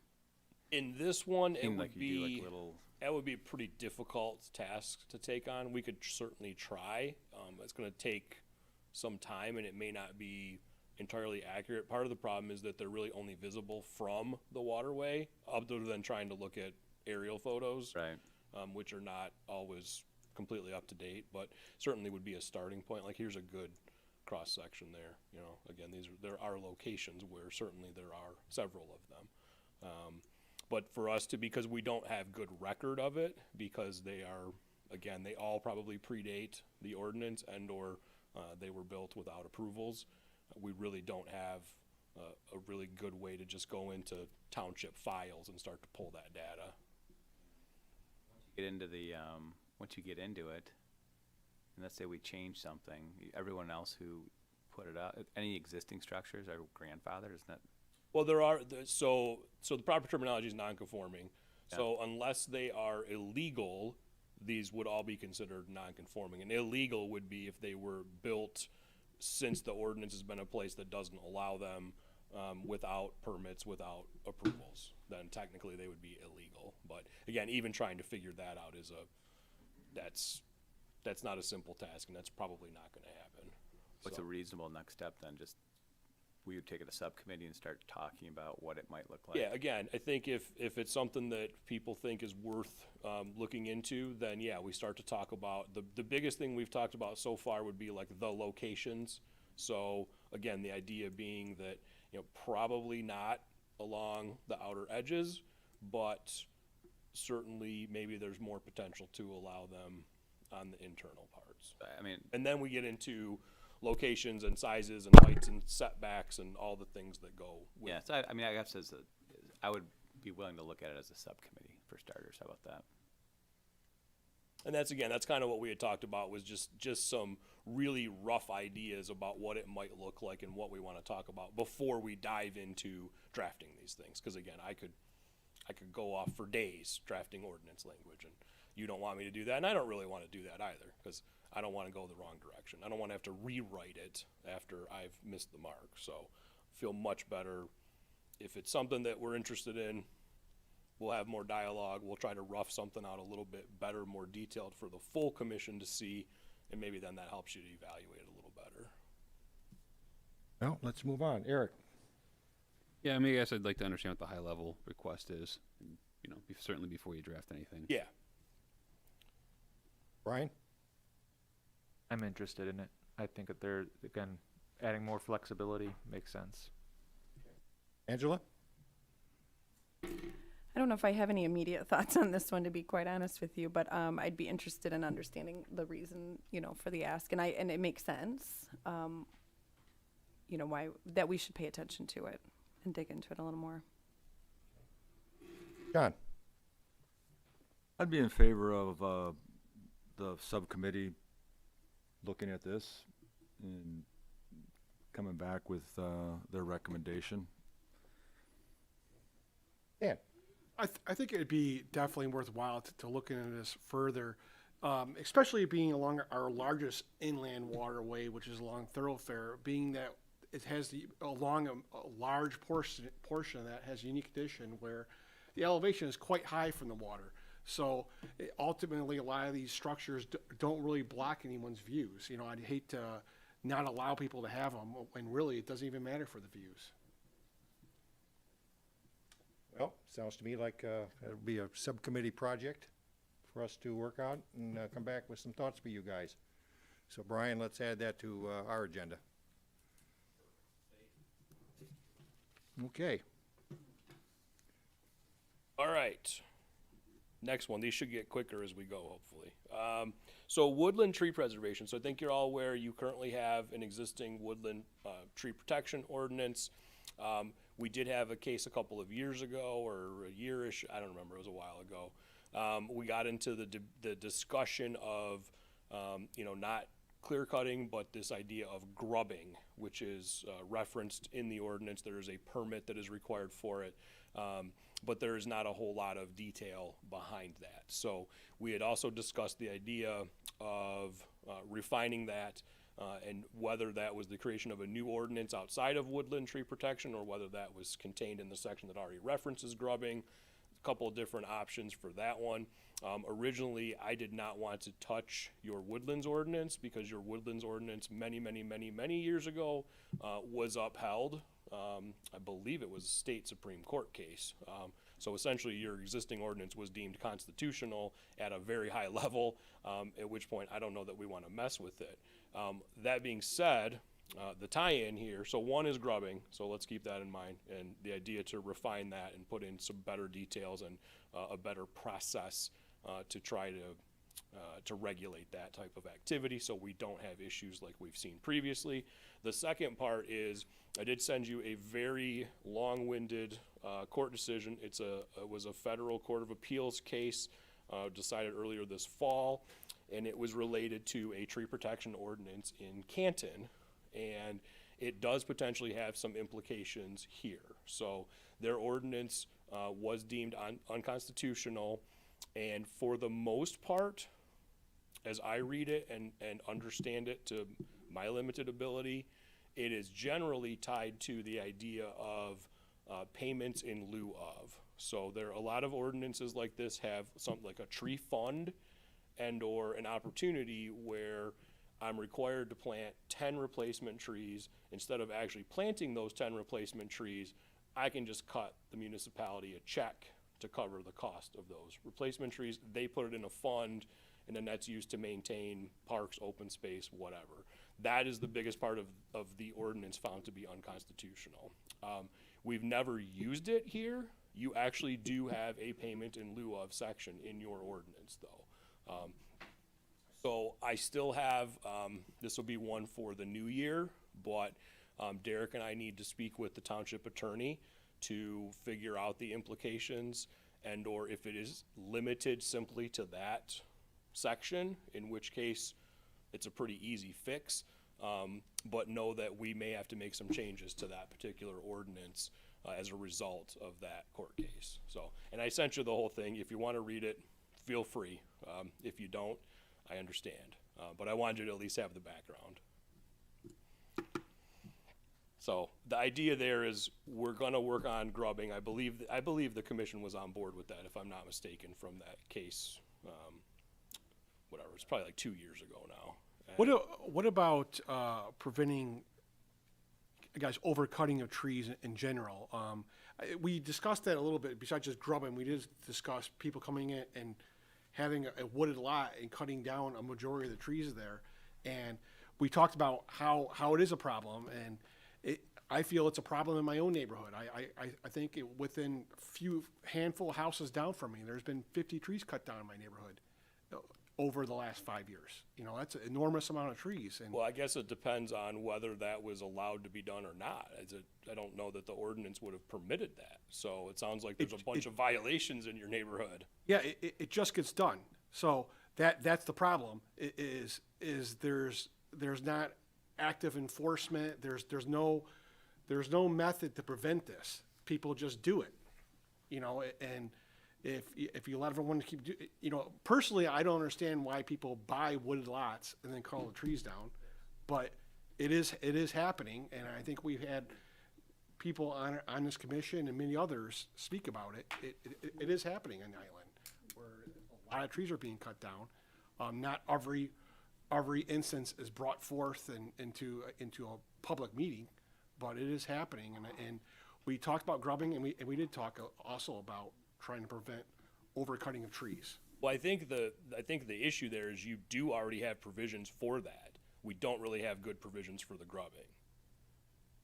So I don't know, again, other than if we have to revisit the whole thing based on this court decision, I don't know that it's an ordinance issue. I don't know that we need to amend an ordinance in order to get what you want. I think we already have that, if I'm understanding the issue correctly. I mean, maybe I'm not, but.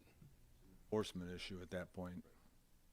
Yeah, I guess I just noticed a lot of trees being cut down, and I know the ordinance has something in the line where they don't encourage more than 2 trees a year being cut down. It's something that it uses that vague terminology. Well, you have to notify community development. Again, if you're following the ordinance, you have to notify community development. I believe each residential property is allowed 2 regulated trees per year. That's the other thing too, is you gotta remember, the ordinance only applies to certain size trees. So not every tree is protected. So that's part of it too. So maybe they're not regulated trees. I mean, there are 100 different potential answers. I don't have them. Yeah, I'm speaking of large trees. Then they're probably over regulated. A foot in diameter, Sure, then they're probably regulated trees, and either they were done in accordance with the ordinance or they weren't. Those are the types of things. Again, you have an ordinance enforcement officer. If you see these things happening and you're questioning it, reach out to him. Let him know. I mean, he's one man. He has multiple jobs. He can't drive the entire island every minute of every day and look for a tree being cut down, because he's also worried about boats being parked in the wrong place and construction occurring without permits. And so, I mean, you got to understand that too. So use him. I don't mean that in the way it sounds, but he's there. He wants to hear from you guys. If you have issues or you have questions, reach out to him. The thoughts on this? I have a comment on the grubbing. I think that's what this is really about, right, Brian? Because of the situation that Right. came up a couple The part of it was I looped them together because I wanted you guys to have this information because it is relatively new and it may very well have an impact here in the bigger picture. Yeah. The grubbing was kind of the more, I guess, it based on what we had talked about previously, what we've put together to date. So assuming that our tree ordinance is good and our woodland and tree preservation ordinance is good, that's not an assumption.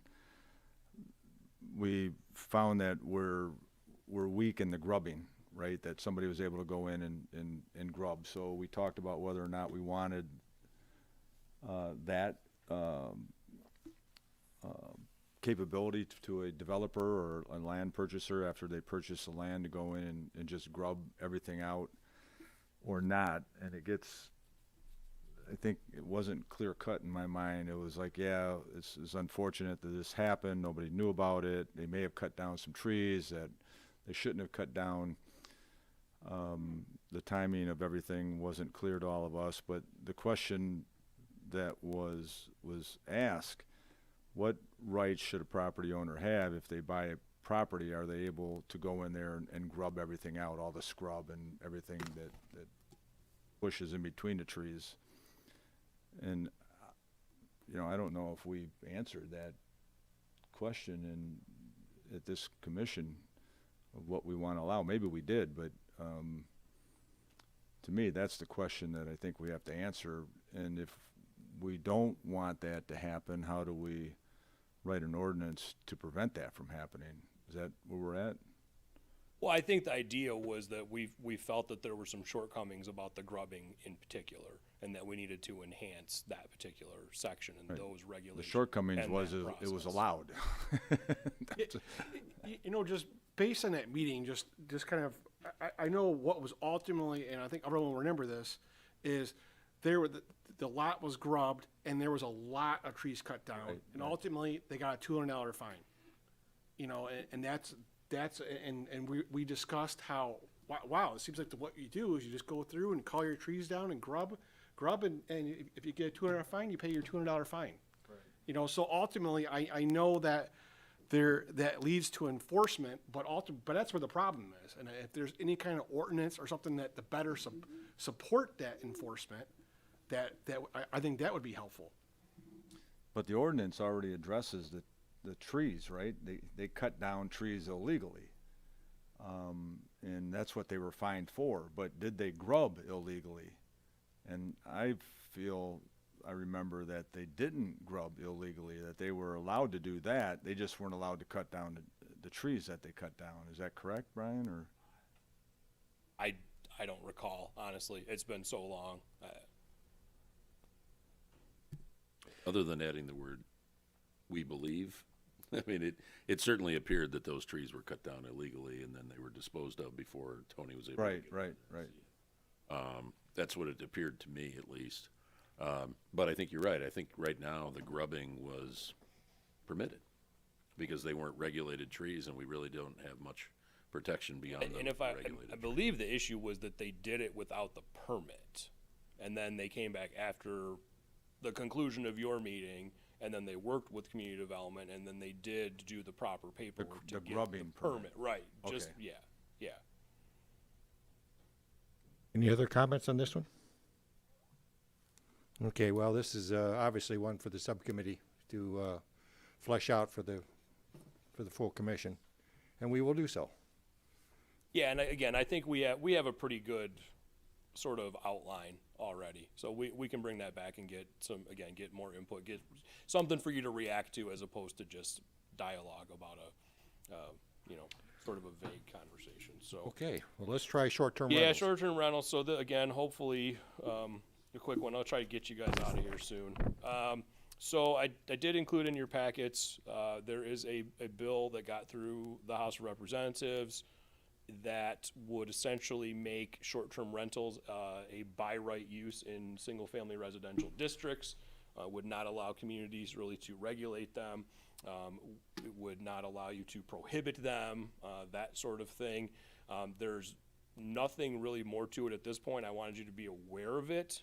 The last that I had heard through the State Planning Association was that it left the House and the Senate. There's a committee of some sorts that had it under review, and I have not heard any progress or lack thereof since. So it is something that this actually started several years ago, and then it just got the legs cut out from under it, and I don't know if it was a COVID thing or if it just didn't have support, whatever the case was, but it did start, and we were concerned about it, and then it went away, and we didn't have to be concerned about it, and then it came back up again this summer/fall. So the idea here is that, at least from where I stand and with the profession I chose, I'm not a fan of it because I don't like taking away the local ability to regulate something going on in your own community. So I'm not a fan of the way it's been proposed thus far. And it could have, if it does pass, then it would theoretically have some implications here. If it does not, then it may not. But again, this is an informational one that I want you to be aware of. And if you, I'll kind of keep you apprised, I guess, as we go, as I get more information on it. If it does ultimately get refined and or passed through the Senate, and then ultimately if it gets put into law or not, then we'll need to maybe do something about it. And I did send you, I think, the whole draft bill, so you can, again, really fun reading stuff Well, this turns residences into businesses is what it does. without letting, Not any- without taxing them as businesses. I know, it's a problem. Terrible. Just my opinion. I'm not gonna lobby one way or the other, but, you can also call your state senator too if you wanna present your opinion on the matter. Not an awful idea. So that's that one. Again, I'll keep you apprised. And then the last one we wanted to get to, and this is one where I think ultimately this, in my mind, this leads to more dialogue, but may ultimately lead to some more amendments, and that's why we kind of grouped all these together. We did have 2 ZBA cases this year for projects on Macomb Street, and they were granted relaxed street front yard setbacks. One was the new restaurant taking over for the old ice cream shop, and then the other was the remodel at Lloyd's. So both approved. Things are good with those. You saw the Lloyd's plans through site plan review process, and I think the idea for this one was DDA has done a lot of work, and I know Angela is more up to speed on some of that stuff with her prior involvement with DDA. But I think ultimately, I guess just my opinion, I think the direction that this goes, we talked about it a while ago, is potentially having either some type of joint meeting or at least having a couple of planning commission members meet with a couple of DDA members, or maybe having a couple of DDA members just come to a planning commission meeting and talk about their visions, their plans, their goals along Macomb Street. Our standards on parts of Macomb Street are pretty rigid. That's why those 2 projects had to get variances. So there has been some dialogue, at least internally, about maybe we want to relax some of those setback standards, the dimensional standards. Do we want to allow people to build closer to the streets, as has now been allowed on 2 projects? And there is discretion on the easterly portion of Macomb Street. If you're east of Park Lane, Planning Commission can actually grant you a reduced setback as opposed to needing a variance. So there's a lot of different directions it could go, but I think ultimately, our starting point, if you guys agree, our starting point should be some dialogue with DDA to see, where their minds are at, and then see if we need to make some changes to the ordinance to help meet that, or to, meet their goals, or to implement their vision, if that's something that we want to do. Well, perhaps it would be useful, as we've talked about in some of these other ordinances, if we were given some basic guidance, okay, some starting points for discussion, from the DDA. That would certainly prompt a more thorough discussion on our part. Sure. Rather than guessing what the issues are. Maybe we could just simply ask them first, and maybe that could be communicated back through Derek. Angela, do you have any thoughts on this? I have lots of thoughts on the DDA and Macomb Street and improvements, but and I'm pleased that it's a topic of conversation. I think it's been difficult to consolidate some of those viewpoints just because there's been some absences in that position as of late. So, and I think there's some hope that that position will be filled in terms of the director position. I think it's a great idea to have some time with some of the DDA board members and see what their input might be. I know that there is an improvement plan that's out there. I don't know, was that ever presented to the Planning Commission? So that was wrapped up kind of on my departure, and then there was some vacancies there. So, so maybe that would be a good place to start. Perhaps our subcommittee could meet go to a DDA meeting. Right. There's Jim and Jay and I. I'm always available. Perhaps that could, Former DDA perhaps that could be member, right? arranged, you know, and sit with them and see what, see where the discussion leads. How can that be arranged? I'll work through Derek. Okay, I'll talk to him next, I'll be here for office hours next week, so I'll make a point. I usually will have a little chat with him anyway, but I'll make it a what point. he says. If there's not a chairman, that might be, Well, the board has a chair, it's the Yeah. staff position. oh, the staff position. Yeah, Ah, the staff position has not yet been filled. Understand. So there's some of the, yeah, so it's kind of committee to committee talk more so than, but we can make it happen. Oh, Ron is? Yeah. Oh, So you can get with him and, yeah, that'll work. Okay, good. Okay, that's everything. Thank you all for your patience tonight. I really appreciate it. And the input and the help, so that was much needed. Now, as far as next meeting is concerned, we don't have any applications on the agenda that I'm aware of, or anything even in the forecast right now. No, No. the next thing we would have is the actual draft amendments we went through tonight. I'll make those refinements, some of which I've already started to do. And, if you all are okay, we'll push those forward to public hearing. But I don't know that, there isn't a real rush if you, we could wait it out into January to